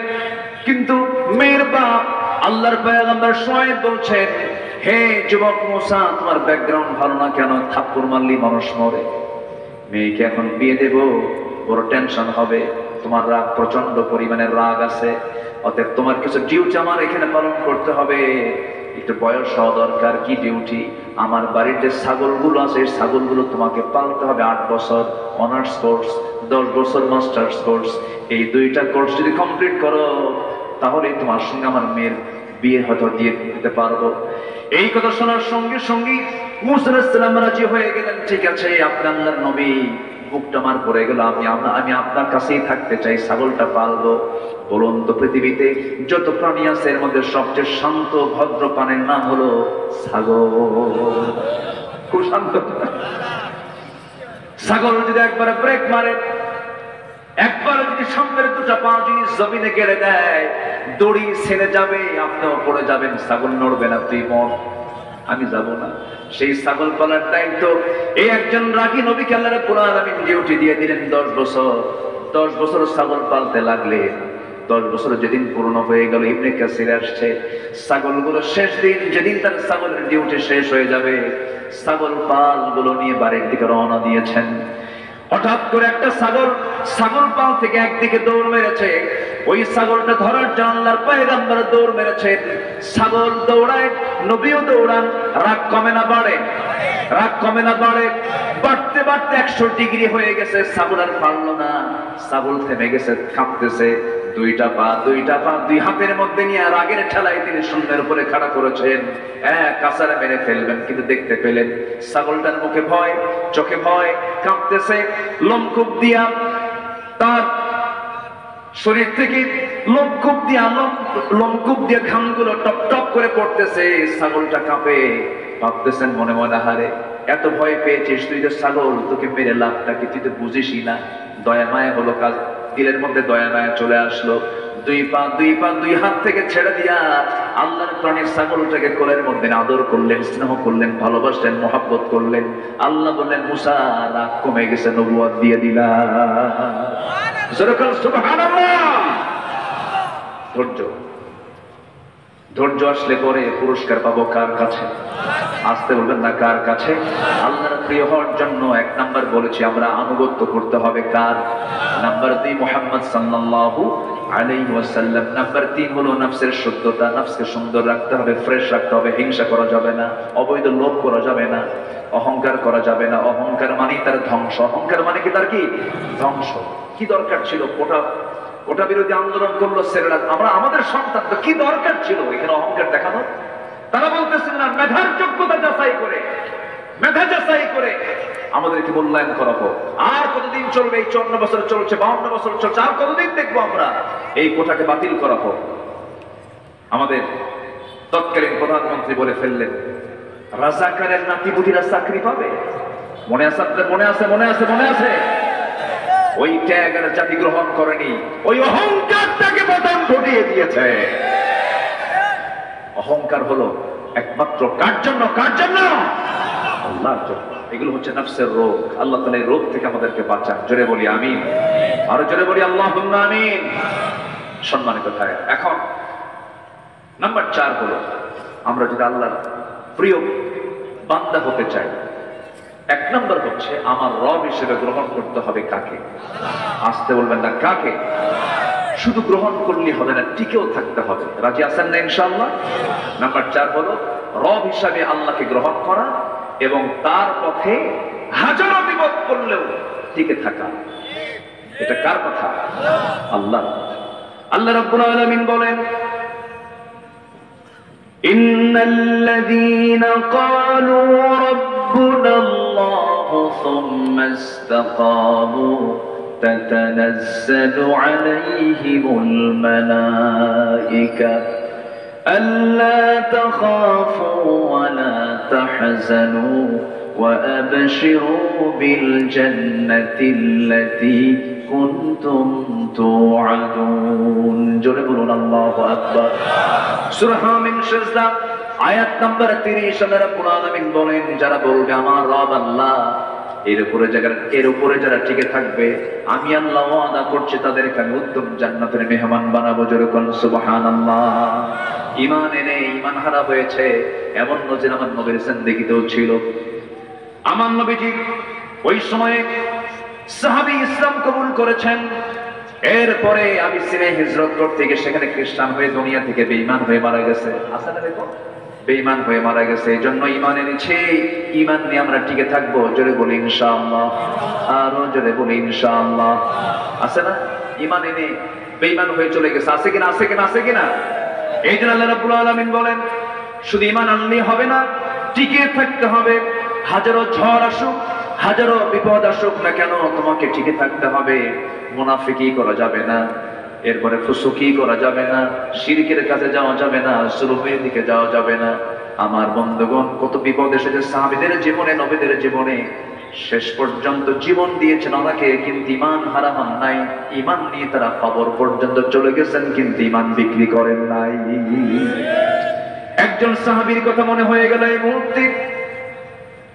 মক্কা এবং মদিনার ঠিক মাঝখানে বাড়ি, ঠিক মিডল পয়েন্টে তার বাড়ি। জন্মের পূর্বেই বাপ দুনিয়া থেকে বিদায় নিয়েছে। চাচার কাছে সেই সাহাবী মানুষ হয়েছে। চাচা তাকে খুব ভালোবাসতো, সম্পত্তি তার নামে বহু লিখিয়েও দিয়েছে। কিন্তু এই সাহাবী এতিম থেকে বড় হয়েছেন, কালিমার দাওয়াত পেয়েছেন, কালিমা পড়ে মুসলমান হয়েছেন। চাচার কানে সংবাদটা চলে যাওয়া মাত্রই চাচা বলতেছে, ভাতিজা শুনলাম সব ধর্ম বাদ দিয়ে নাকি তুমি নতুন ধর্ম গ্রহণ করেছো, বাপ দাদারটা বাদ দিয়ে দিছো। মুস্কি হাসি মেরে বলছে, চাচা আমি তো এমনি ধরি নাই, আমি আপনাকেও দাওয়াত দিচ্ছি। এর চাইতে বড় দিন এই পৃথিবী তার দ্বিতীয়টা নাই, আপনিও কালেমা পড়েন। চাচা খেপে গেল, রেগে গেল। খেপে রেগে গিয়ে বলছি, বাপ দাদার ধর্মের চুনকালি মেরে আবার তুই আমাকে নতুন দাওয়াতের সবক শোনাস? তুই কি জানিস এই দিন গ্রহণ করার জন্য তোর কি হতে পারে?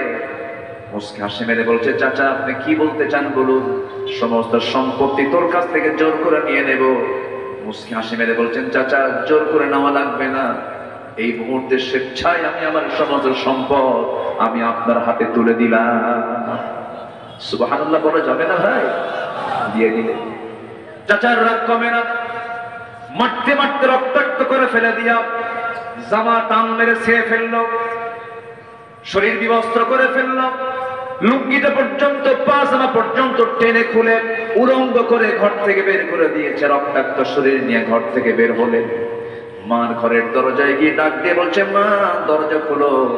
দরজা খোলা মাত্রই বলছেন, মা দিন গ্রহণ করেছি, ঈমান এনেছি, ঈমান নিয়ে টিকে থাকার কারণে আমার চাচা আমাকে লুঙ্গিটা পর্যন্ত খুলে নিয়ে উলঙ্গ করে ঘর থেকে বের করে দিয়েছে। আমার দিকে তাকায়ও না মা, দেখো তো ঘরের মধ্যে কোনো কাপড় আছে নাকি। এক খণ্ড চাদর, ছোট্ট একটা চাদর তার হাতে দেওয়া হলো।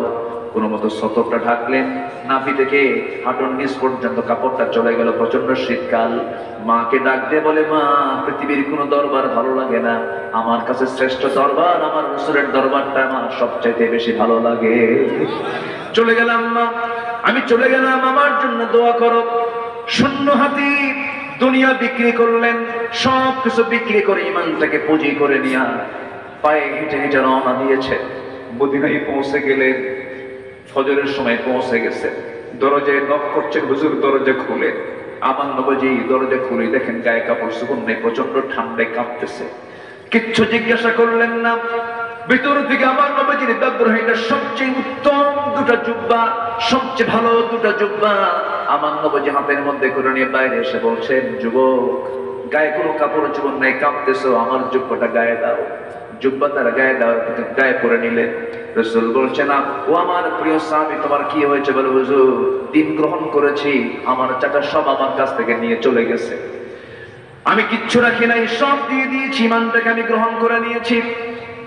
আমার নবীজি বললেন, সাহাবী ও আমার আব্দুল্লাহ টেনশন করো না, যাও আমার ঘরের পাশে আসহাবে সুফফা আছে, এখানে গিয়ে আশ্রয় নাও, তোমার কোনো টেনশন নাই।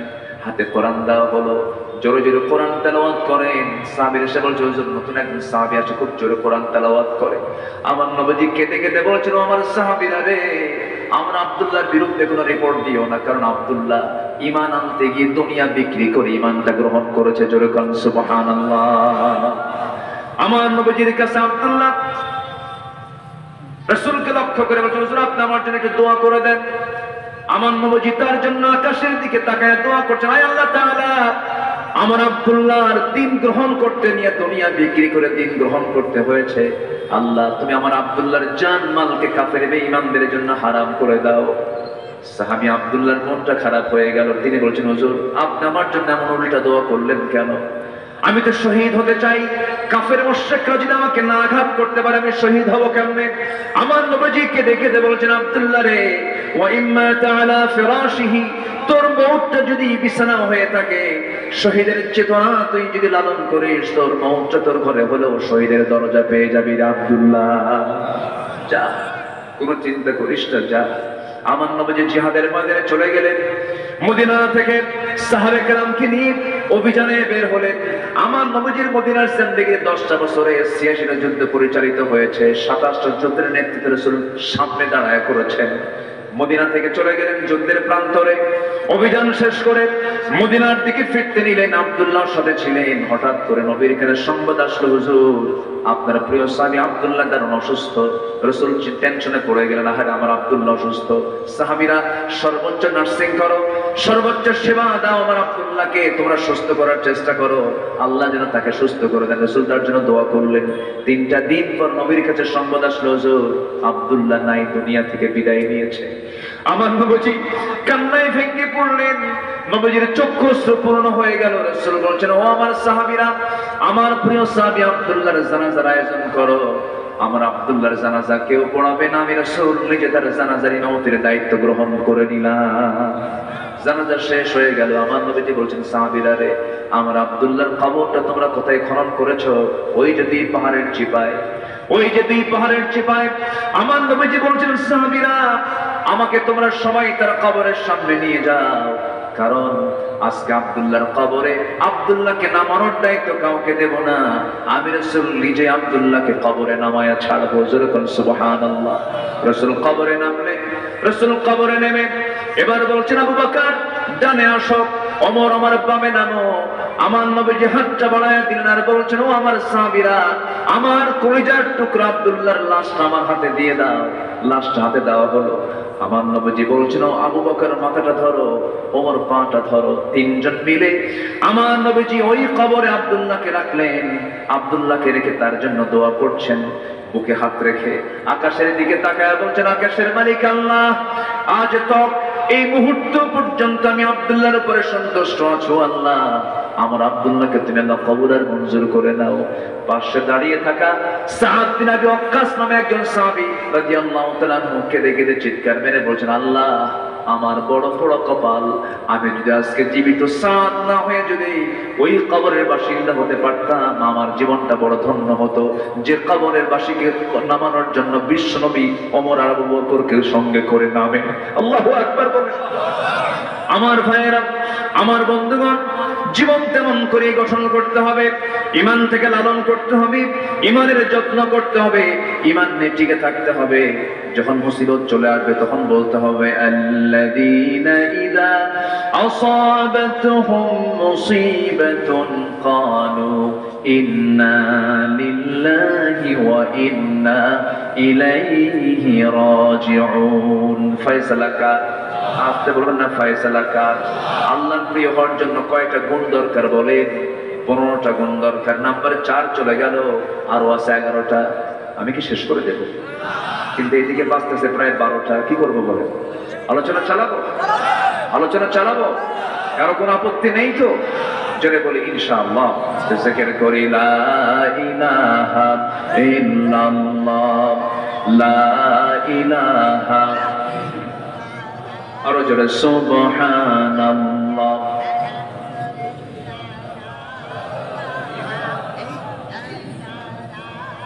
লা ইলাহা ইল্লাল্লাহ মুহাম্মাদুর রাসূলুল্লাহ সাল্লাল্লাহু আলাইহি ওয়াসাল্লাম। আমি খুবই আনন্দিত, আমি খুবই খুশি।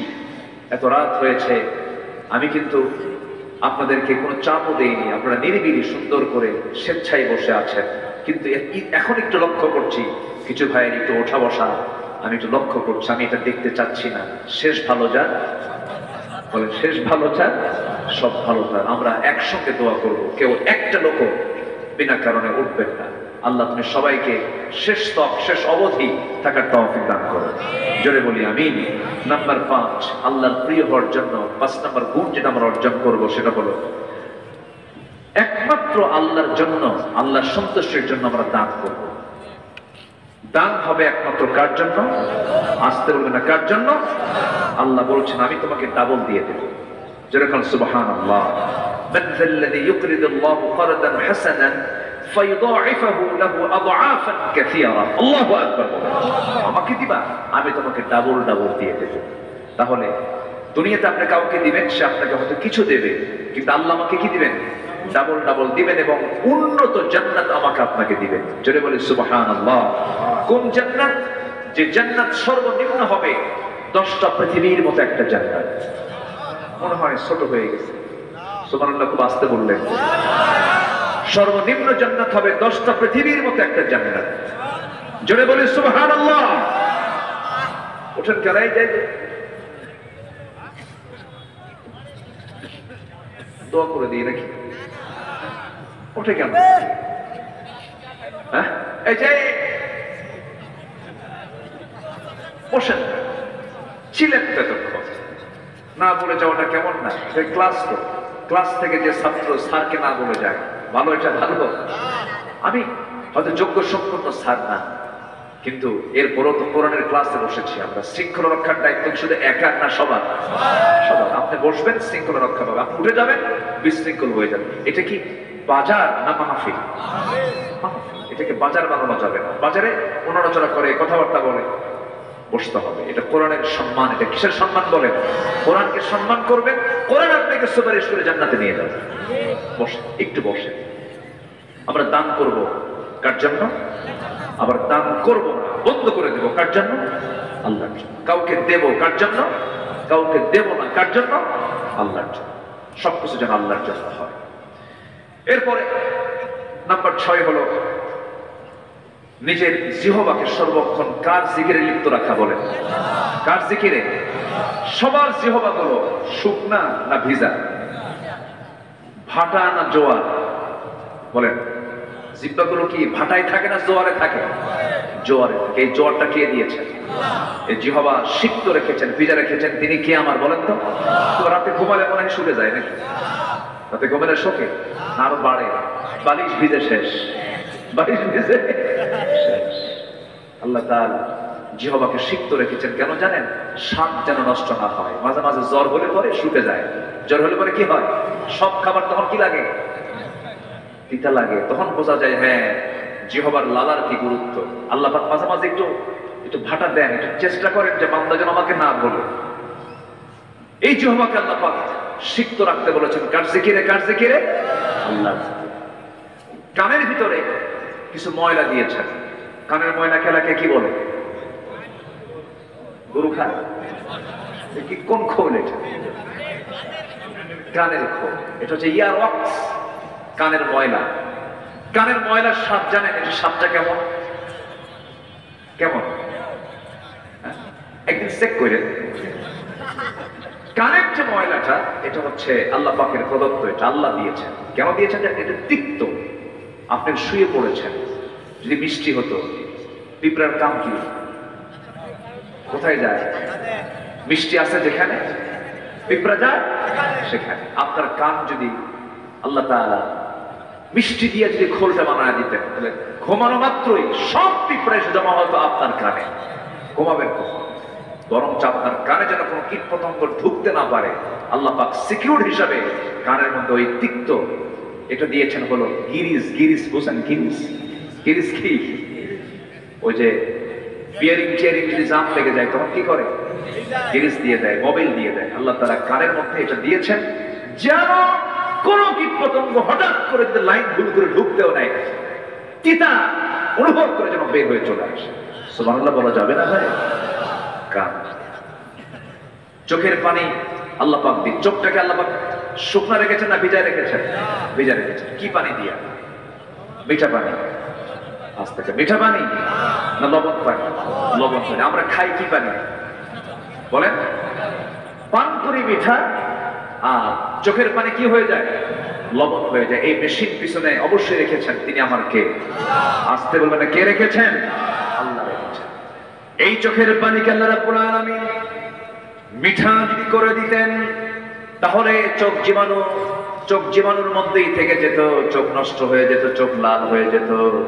আল্লাহ রাব্বুল আলামিন প্রত্যেকের চোখকে আল্লাহ রাব্বুল আলামিন নিরাপত্তা দেওয়ার জন্য, সুস্থ রাখার জন্য চোখের পানিকে লবণ করে দিয়েছেন, স্থায়ী অয়েন্টমেন্টের ব্যবস্থা করে দিয়েছেন। যেদিন বাচ্চার জন্ম হয় সেদিন থেকে মৃত্যুর দিন পর্যন্ত আল্লাহ পাক প্রত্যেকের দুইটা চোখকে আল্লাহ পাক লবণ পানি নামক অয়েন্টমেন্ট দিয়ে, আল্লাহ পাক মলম দিয়ে বান্দার চোখকে হেফাজত করে দিয়েছে।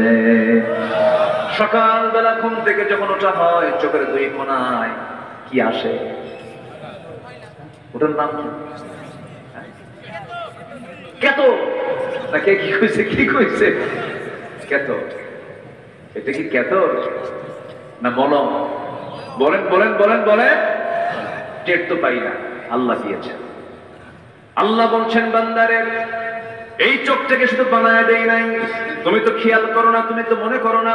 আলাম নাজআল লাহু আইনাইনি ওয়া লিসানান ওয়া শাফাতাইনি ওয়া হাদাইনাহুন নাজদাইন। টানা টানা চোখ দিয়েছি, এটাকে সিকিউর করেছি। এরপরে জিহ্বা দিয়েছি, জিহ্বার মধ্যে আবার স্বাদ দিয়ে দিয়েছি। যদি জিহ্বার লালা যদি স্বাদের হতো, মিষ্টি হতো, টক হতো, কোনো খাবার আপনার স্বাদ লাগতো না। আল্লাহ পাক জিহ্বার যে লালাটা দিয়েছেন, লালার মধ্যে কোনো স্বাদ রাখেন নাই, স্বাদহীন করে দিয়েছেন যেন বান্দার কোনো খাবার খেতে যেন স্বাদ নিতে যেন কষ্ট না হয়। যেরকম সুবহানাল্লাহ। এই জিহ্বাকে আল্লাহ রাব্বুল আলামিন সিক্ত রেখেছেন। কেন সিক্ত রেখেছেন? বান্দা এই জিহ্বাতে শুধু খাবি না, আমার নামের জিকিরটাও তুই করবি। আল্লাহ রাব্বুল আলামিন বলছেন ফাযকুরুনি আযকুরকুম ওয়াশকুরুলি ওয়ালা তাকফুরুন। নাম্বার 7 হলো তওবা করা, ক্ষমা প্রার্থনা করা। এই জায়গায় যারা বসে আছেন সবার জীবনে একটা গুনাহ নাই, আসতে বলবেন না আছে না নাই? গুনাহ আছে যার তওবা করতে হবে তার, গুনাহ আছে যা ইস্তেগফার ক্ষমা প্রার্থনা করতে হবে তার। সবচেয়ে বেশি তওবা করেছেন মুহাম্মদ সাল্লাল্লাহু আলাইহি ওয়াসাল্লাম। তুবু ইলাল্লাহ ফাইন্নী আতুবু ফিল ইয়াউমি মিআতা মাররা। তোমরা তওবা করো, আমি রাসূল সারা দিনে 100 বারেরও বেশি বার তওবা করি। নবীজি সবসময় সুবহানাকাল্লাহুম্মা আস্তাগফিরুল্লাহ আস্তাগফিরুল্লাহ সর্বক্ষণ তিনি পড়তেন। আল্লাহর কাছে আমরা তওবা করব, ঘন ঘন জিহ্বাকে আমরা আল্লাহর জিকির দিয়ে ভিজায় রাখবো। ইয়া আইয়ুহাল্লাযীনা আমানু তুবু ইলাল্লাহি তাওবাতান নাসুহা। জোরে বলুন আল্লাহু আকবার, আরো জোরে আল্লাহু আকবার। আমার বন্ধুগণ, তওবা যার আছে, ক্ষমা তার আছে, ক্ষমা প্রার্থনা যার আছে, আল্লাহ তার রহমত দিয়ে তাকে ধন্য করে দিবেন। আল্লাহ রাব্বুল আলামিন বলেছেন, বান্দারে আমার কাছে তওবা করবি, মাফ চাবি, আমি তোকে মাফ করে দেব। জোরে বলুন সুবহানাল্লাহ। নাম্বার 8 হলো মহান আল্লাহর প্রতি দৃঢ় চিত্তে তাওয়াক্কুল করা। যত বড় মুসিবত আসুক না কেন আল্লাহর প্রতি ভরসা রাখতে হবে। ফাইদা আযামতা ফাতাওয়াক্কাল আলাল্লাহ ইন্নাল্লাহা ইউহিব্বুল মুতাওয়াক্কিলিন। তাওয়াক্কুল যারা আল্লাহর উপরে আছে অবশ্যই তার সাহায্য আসবে। তাওয়াক্কুলের পরিমাণ যারা যতটুকু আল্লাহর সাহায্য তার পক্ষ থেকে ততটুকু আসবে। পরিপূর্ণ তাওয়াক্কুল করলে পরিপূর্ণ সাহায্য করবেন তিনি আমার। কে কে কে কে? সন্তান হয় না, চাইবো কার কাছে? না মাজারে গিয়া। কোনো মাজারে চাওয়া যাবে না, কোনো মাজারে সেজদা দেওয়া যাবে না। দেখবেন কিছু কিছু মাজার আছে, কিছু কিছু দরবার আছে, নামাজও লাগে না। আছে কিনা বলেন? কুষ্টে মেহেরপুরে কিছু প্রবলেম আছে তো? হ্যাঁ আছে না? খাজা দিল কর তাজা, ইসমে জালাল, গাজার কলকি খাওয়া হালাল। জোরে কোন নাউযুবিল্লাহ। এগুলো সব দুষ্ট সব। আমার নবীর মাকবারা দেখে আসলাম, আমার নবীর কবরে কোনো ফুল নাই, কোনো সিজদা নাই। এই তো মাসখানেক হয় নাই, আমি রাত 3টার দিকে আমার নবী যে অংশটুকু রাসূল নিজে বলেছেন, মা বাইনা বাইতি ওয়া মিনবারি রাউদাতুম মিন রিয়াদিল জান্নাহ, আমার ঘর এবং আমার ওই মেম্বার এর মাঝে যে অংশটুকু আছে এটা হলো জান্নাতের টুকরা। বলেছেন মুহাম্মদ সাল্লাল্লাহু। রাত 3টার দিকে গত মাসের মেবি 22 তারিখে, সেপ্টেম্বরের 22 তারিখ, আজকে কয় তারিখ? আজকে 24 তারিখ, 1 মাস 2 দিন আগে এই সময়, এই তো কিছুক্ষণ পর রাত 3টার দিকে আমি মদিনা মুনাওয়ারা নবীর মাকবারার সামনে গিয়ে জাস্ট ভিতরে ঢুকবো, রিয়াদুল জান্নার ভিতরে। ভিতরে ঢুকে দেখি প্রচুর মানুষের চাপ, আজান হয়নি ফজরের। তা আমাকে দেখি কিছু প্রবাসী মানুষ সেখানে চাকরি করে। এইদিকে কিছু যশোরের লোক দেখলাম, ওইদিকে কিশোরগঞ্জের কিছু লোক আমাকে দেখে সালাম দিয়ে বলে, হুজুর আপনি আসছেন, দেখে আপনার জন্য কি করা যায়, এখানে তো বেশিক্ষণ থাকা যায় না, সব তো মানে অটোমেটিক্যালি বের হয়ে যেতে হয়, প্রচুর লোকের চাপ থাকে, তো সামনে তো আজান, কিছুক্ষণ পর আজান হবে, দেখি হুজুর আপনার জন্য কি করতে পারি। তো বললাম নামাজটা পর্যন্ত থাকলে আমি খুশি, আলহামদুলিল্লাহ, এই কথা বললাম।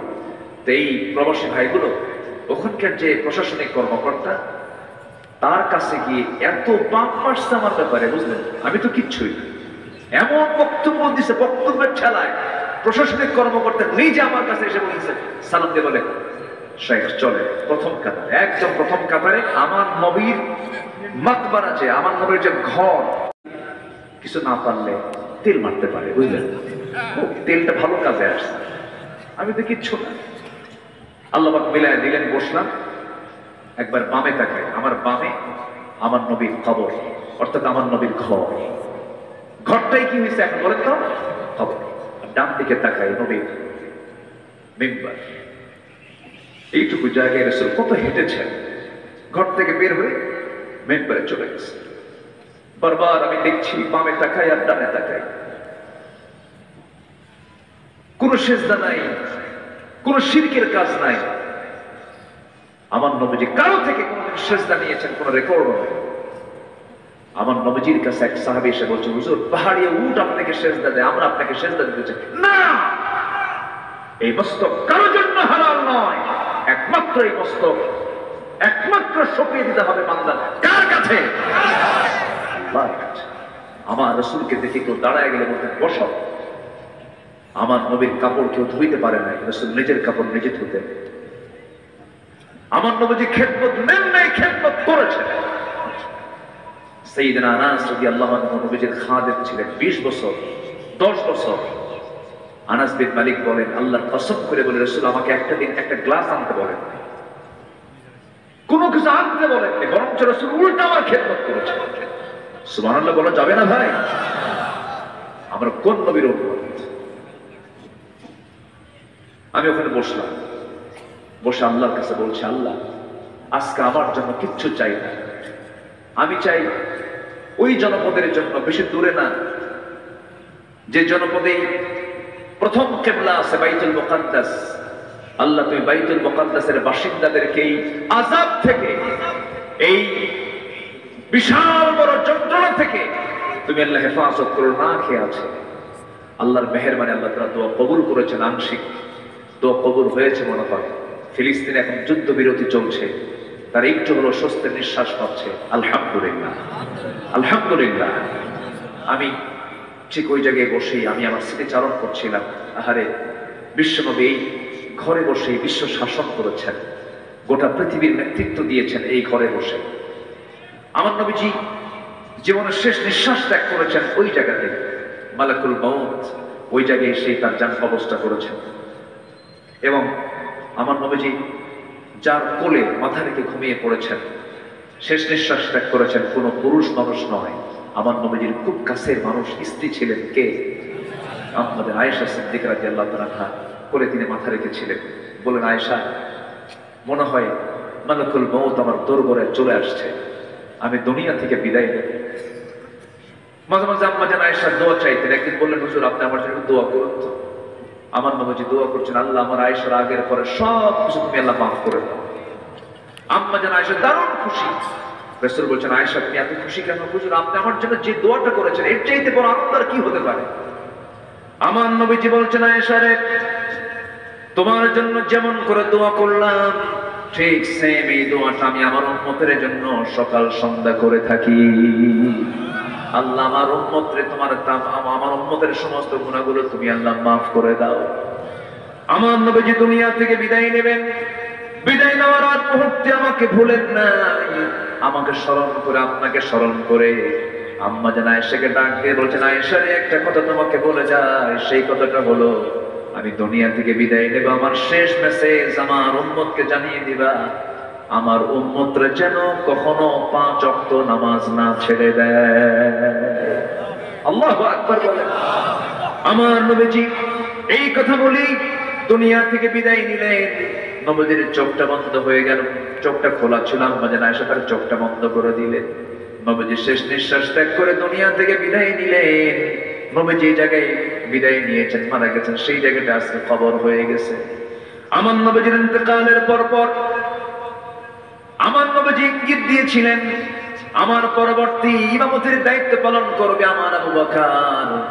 নামাজের নেতৃত্ব দিয়েই রাসূল বুঝিয়ে দিলেন যে নামাজের নেতৃত্ব দেবে সে, রাষ্ট্রের নেতৃত্ব দেবে। জোরে করে আল্লাহু আকবার। আমরা আমার দেশে এমন রাষ্ট্রনায়ক দেখতে চাই যিনি বাইতুল মুকাররমের খতিব হতে পারবেন, রাষ্ট্র তিনি পরিচালনা করতে পারবেন, ঠিক কি না? আমরা এমন শাসক দেখতে চাই যিনি রাষ্ট্রের ইমাম, মসজিদের ইমাম। আল্লাহু আকবার। আল্লাহ কবুল করুন, জোরে বলি আমিন। সম্মানিত ভাই, অনেক কথা। নাম্বার 9 হলো পবিত্রতা অর্জন করা। আল্লাহর প্রিয় হওয়ার জন্য আমরা কি নাপাক থাকবো না পবিত্র হব? আমাদের সম্পদ হতে হবে কি পবিত্র? বলেন বলেন বলেন। পবিত্রতা কি বলতে? খেলে উযু করা, খেলে গোসল করা? পবিত্রতা অনেক কিছু। সম্পদের পবিত্রতা আছে, ইমানের পবিত্রতা আছে। ইমানও তো নাপাক হয়ে যায়, ইমান অনেকে নষ্ট করে ফেলে না, নষ্ট করে ফেলে। আল্লাহ রাব্বুল আলামিন বলেন, ইন্নাল্লাহা ইউহিব্বুত তাওয়াবিনা ওয়া ইউহিব্বুল মুতাতাহহিরিন। নাম্বার 10 হলো কৃতজ্ঞতা প্রকাশ করা, আল্লাহর শুকরিয়া আদায় করা। ওয়া ইয তাআযানা রাব্বুকুম লাইন শাকারতুম লাযীদান্নাকুম ওয়া লাইন কাফারতুম ইন্না আযাবী লাশাদীদ। আমরা আল্লাহর শুকরিয়া আদায় করব, সর্বক্ষণ সুবহানাল্লাহ, আলহামদুলিল্লাহ, আল্লাহু আকবার বলে জিহ্বাকে সিক্ত রাখবো। দেখবেন গীবত আসবে না, দেখবেন পরনিন্দা আসবে না। যার মুখে আল্লাহর নাম ঘন ঘন থাকবে, তার গীবত করার সময়, মিথ্যা সাক্ষী দেওয়ার সময় নাই, থাকবে না। আমার বন্ধুগণ, নাম্বার 12 হলো সালাতের প্রতি যত্নবান হওয়া, আল্লাহর সামনে বিনম্র হয়ে দাঁড়ানো, বিনয়ী হয়ে দাঁড়ানো। হাফিযু আলাস সালাওয়াতি ওয়াস সালাতিল বুসতা ওয়া কুমু লিল্লাহি কানিতিন। নাম্বার 13 হলো আল্লাহর পথে জ্ঞান অর্জনে দৃঢ় থাকা। জ্ঞান আছে যার, শয়তান তাকে ধোঁকা দিতে পারে না। একমাত্র জ্ঞানীকে শয়তানি কখনো ধোঁকা দিতে পারে না। মূর্খতা হলো বড় অভিশাপ, মূর্খ মানুষ জান্নাত পাবে না। আবার ভুল বুঝবেন না, কামেল পাস করার জন্য শর্ত নয়, দাওরে হাদিস পাস করা শর্ত নয়, মাস্টার্স পাস করা শর্ত নয়, ইমানের জ্ঞান অর্জন করার শর্ত। কিসের জ্ঞান? কিসের জ্ঞান বলেন? ইমানের জ্ঞান অর্জন করতে হবে। ইয়ারফাইল্লাহুল্লাযীনা আমানু মিনকুম ওয়াল্লাযীনা উতুল ইলমা দারাজাত ওয়াল্লাহু বিমা তা'মালুনা খাবীর। জোরে বলুন আল্লাহু আকবার। নাম্বার 14 হলো আল্লাহর প্রিয় হওয়ার জন্য নাম্বার 14 গুণ হলো সৎ কর্মশীল হওয়া।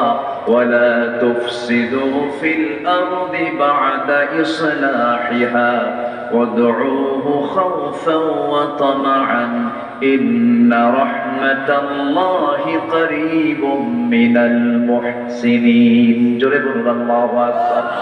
নাম্বার 15 হলো ইনসাফ এবং ইহসান অবলম্বন করা। ইনসাফও ঠিক রাখা, আবার ইহসানও করা, দুটাই থাকতে হবে। খুব পরিচিত একটা আয়াত বলছি, যারা জুমার খুতবা শোনেন, খুব পরিচিত একটা আয়াত, সূরা নাহলের 90 নম্বর আয়াত। ইন্নাল্লাহা ইয়া'মুরু বিল আদলি ওয়াল ইহসান ওয়া ইতা'i যিল কুরবা ওয়া ইয়ানহা 'আনিল ফাহশা'i ওয়াল মুনকারি ওয়াল বাগি ইয়া'iদুকুম লা'আল্লাকুম তাযাক্কারুন। জোরে বলুন আল্লাহু আকবার।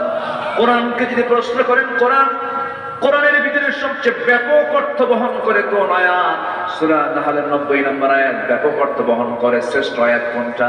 আল্লাহু লা ইলাহা ইল্লা হুয়াল হাইয়ুল কাইয়্যুম। এই আয়াতের নাম কি বলে? আয়াতুল কুরসি। আল্লাহ পাক আমাদেরকে এই 15টা গুণ অর্জন করে আল্লাহর প্রিয় বান্দা হওয়ার তৌফিক দান করুন। জোরে বলি আমিন। আমি যে আয়াতগুলো বললাম, বিরক্ত হলেন নাকি আপনারা? আয়াত যত বেশি থাকবে বরকত তত বেশি হবে। যে আলোচনা আয়াত নাই, সে আলোচনা হচ্ছে অন্তঃসার শূন্য, বরকতহীন আলোচনা। শুনবেন, গুনতে থাকবেন, হাতের কড়াগুলো গুনবেন যে আলোচক কয়টা আয়াত বলছে আজকে। যে আলোচনায় আয়াত নাই, সে আলোচনার কোনো মূল্য আল্লাহর দরবারে নাই। আল্লাহর কালাম যেন মাহফিলে যেন বজায় থাকে, এরকম একটা পরিবেশ যেন আবার তৈরি হয়। মাঝখানে 16 বছরে কিছু বাতিল ফেরকারা ঢুকে পড়েছিল, ঠিক কিনা বলেন? মুখে যা আসতো তাই বলতো, লাগামহীন। এটাকে কন্ট্রোল করা দরকার। এই মাহফিল অঙ্গনকে সুন্দর করা দরকার। আল্লামা সাইদি যে প্ল্যাটফর্ম তৈরি করেছেন, সেই প্ল্যাটফর্ম যেন তাফসীর মাহফিল আবার চলে আসে। আল্লাহর কাছে এই তৌফিক কামনা করছি। জোরে বলি আল্লাহুম্মা আমিন। আসুন আমরা সময় ক্ষেপণ করব না, জাস্ট সোজা এখন 12টা বাজে। আমরা যতটুকু শুনেছি এবং বলেছি, আল্লাহ যেন আমাদের সবাইকে আমল করার তৌফিক দান করেন। জোরে বলি আল্লাহুম্মা আমিন। মা বোন মাহফিল অনেক আসছেন, মা বোনদের ব্যাপারে শর্ট একটা মেসেজ দিতে চাই। 3টা কাজ প্রত্যেক পরিবারে থাকতে হবে। কয়টা কাজ বলেন? কয়টা কাজ বলেন? সবার বাড়িতে 3টা আমল অবশ্যই থাকতে হবে। নাম্বার 1, তেলাওয়াত। কিসের তেলাওয়াত বলেন? জোরে বলেন কিসের তেলাওয়াত? কোরআনের তেলাওয়াত। এটা নিশ্চিত করতে হবে প্রত্যেক সদস্যকে সকালবেলা কোরআন পড়তেই হবে। এক, বাড়ি থেকে সমস্ত ভূত সরে যাবে, যত রোগ আছে সব রোগ সেরে যাবে তেলাওয়াত থাকবে। নাম্বার 2 হলো নামাজকে নিশ্চিত করতে হবে। স্কুলে যাওয়ার কথা আগে না নামাজ আগে? বলেন, মাদ্রাসায় যাওয়া আগে না নামাজ আগে? নামাজ আগে নিশ্চিত করতে হবে। নাম্বার 3 হলো পর্দা। পর্দা করতে হবে নারীকে আগে না পুরুষকে আগে? আপনি পড়েন না, আল্লাহর আয়াত তো আগে কয় আপনারে, ইয়াবুদ্দু মিন আবসারিহিম ওয়া ইয়াহফাযু ফুরুজাহুম। আগে পুরুষকে আল্লাহ পাক পর্দা করতে বলেছেন। তাহলে পর্দা শুধু নারীর না পুরুষেরও আছে? শুধু পুরুষের বোরকা পরা লাগে না, আর মেয়েদের কি করা লাগে? বোরকাটা পড়তে হয়, তবে পর্দা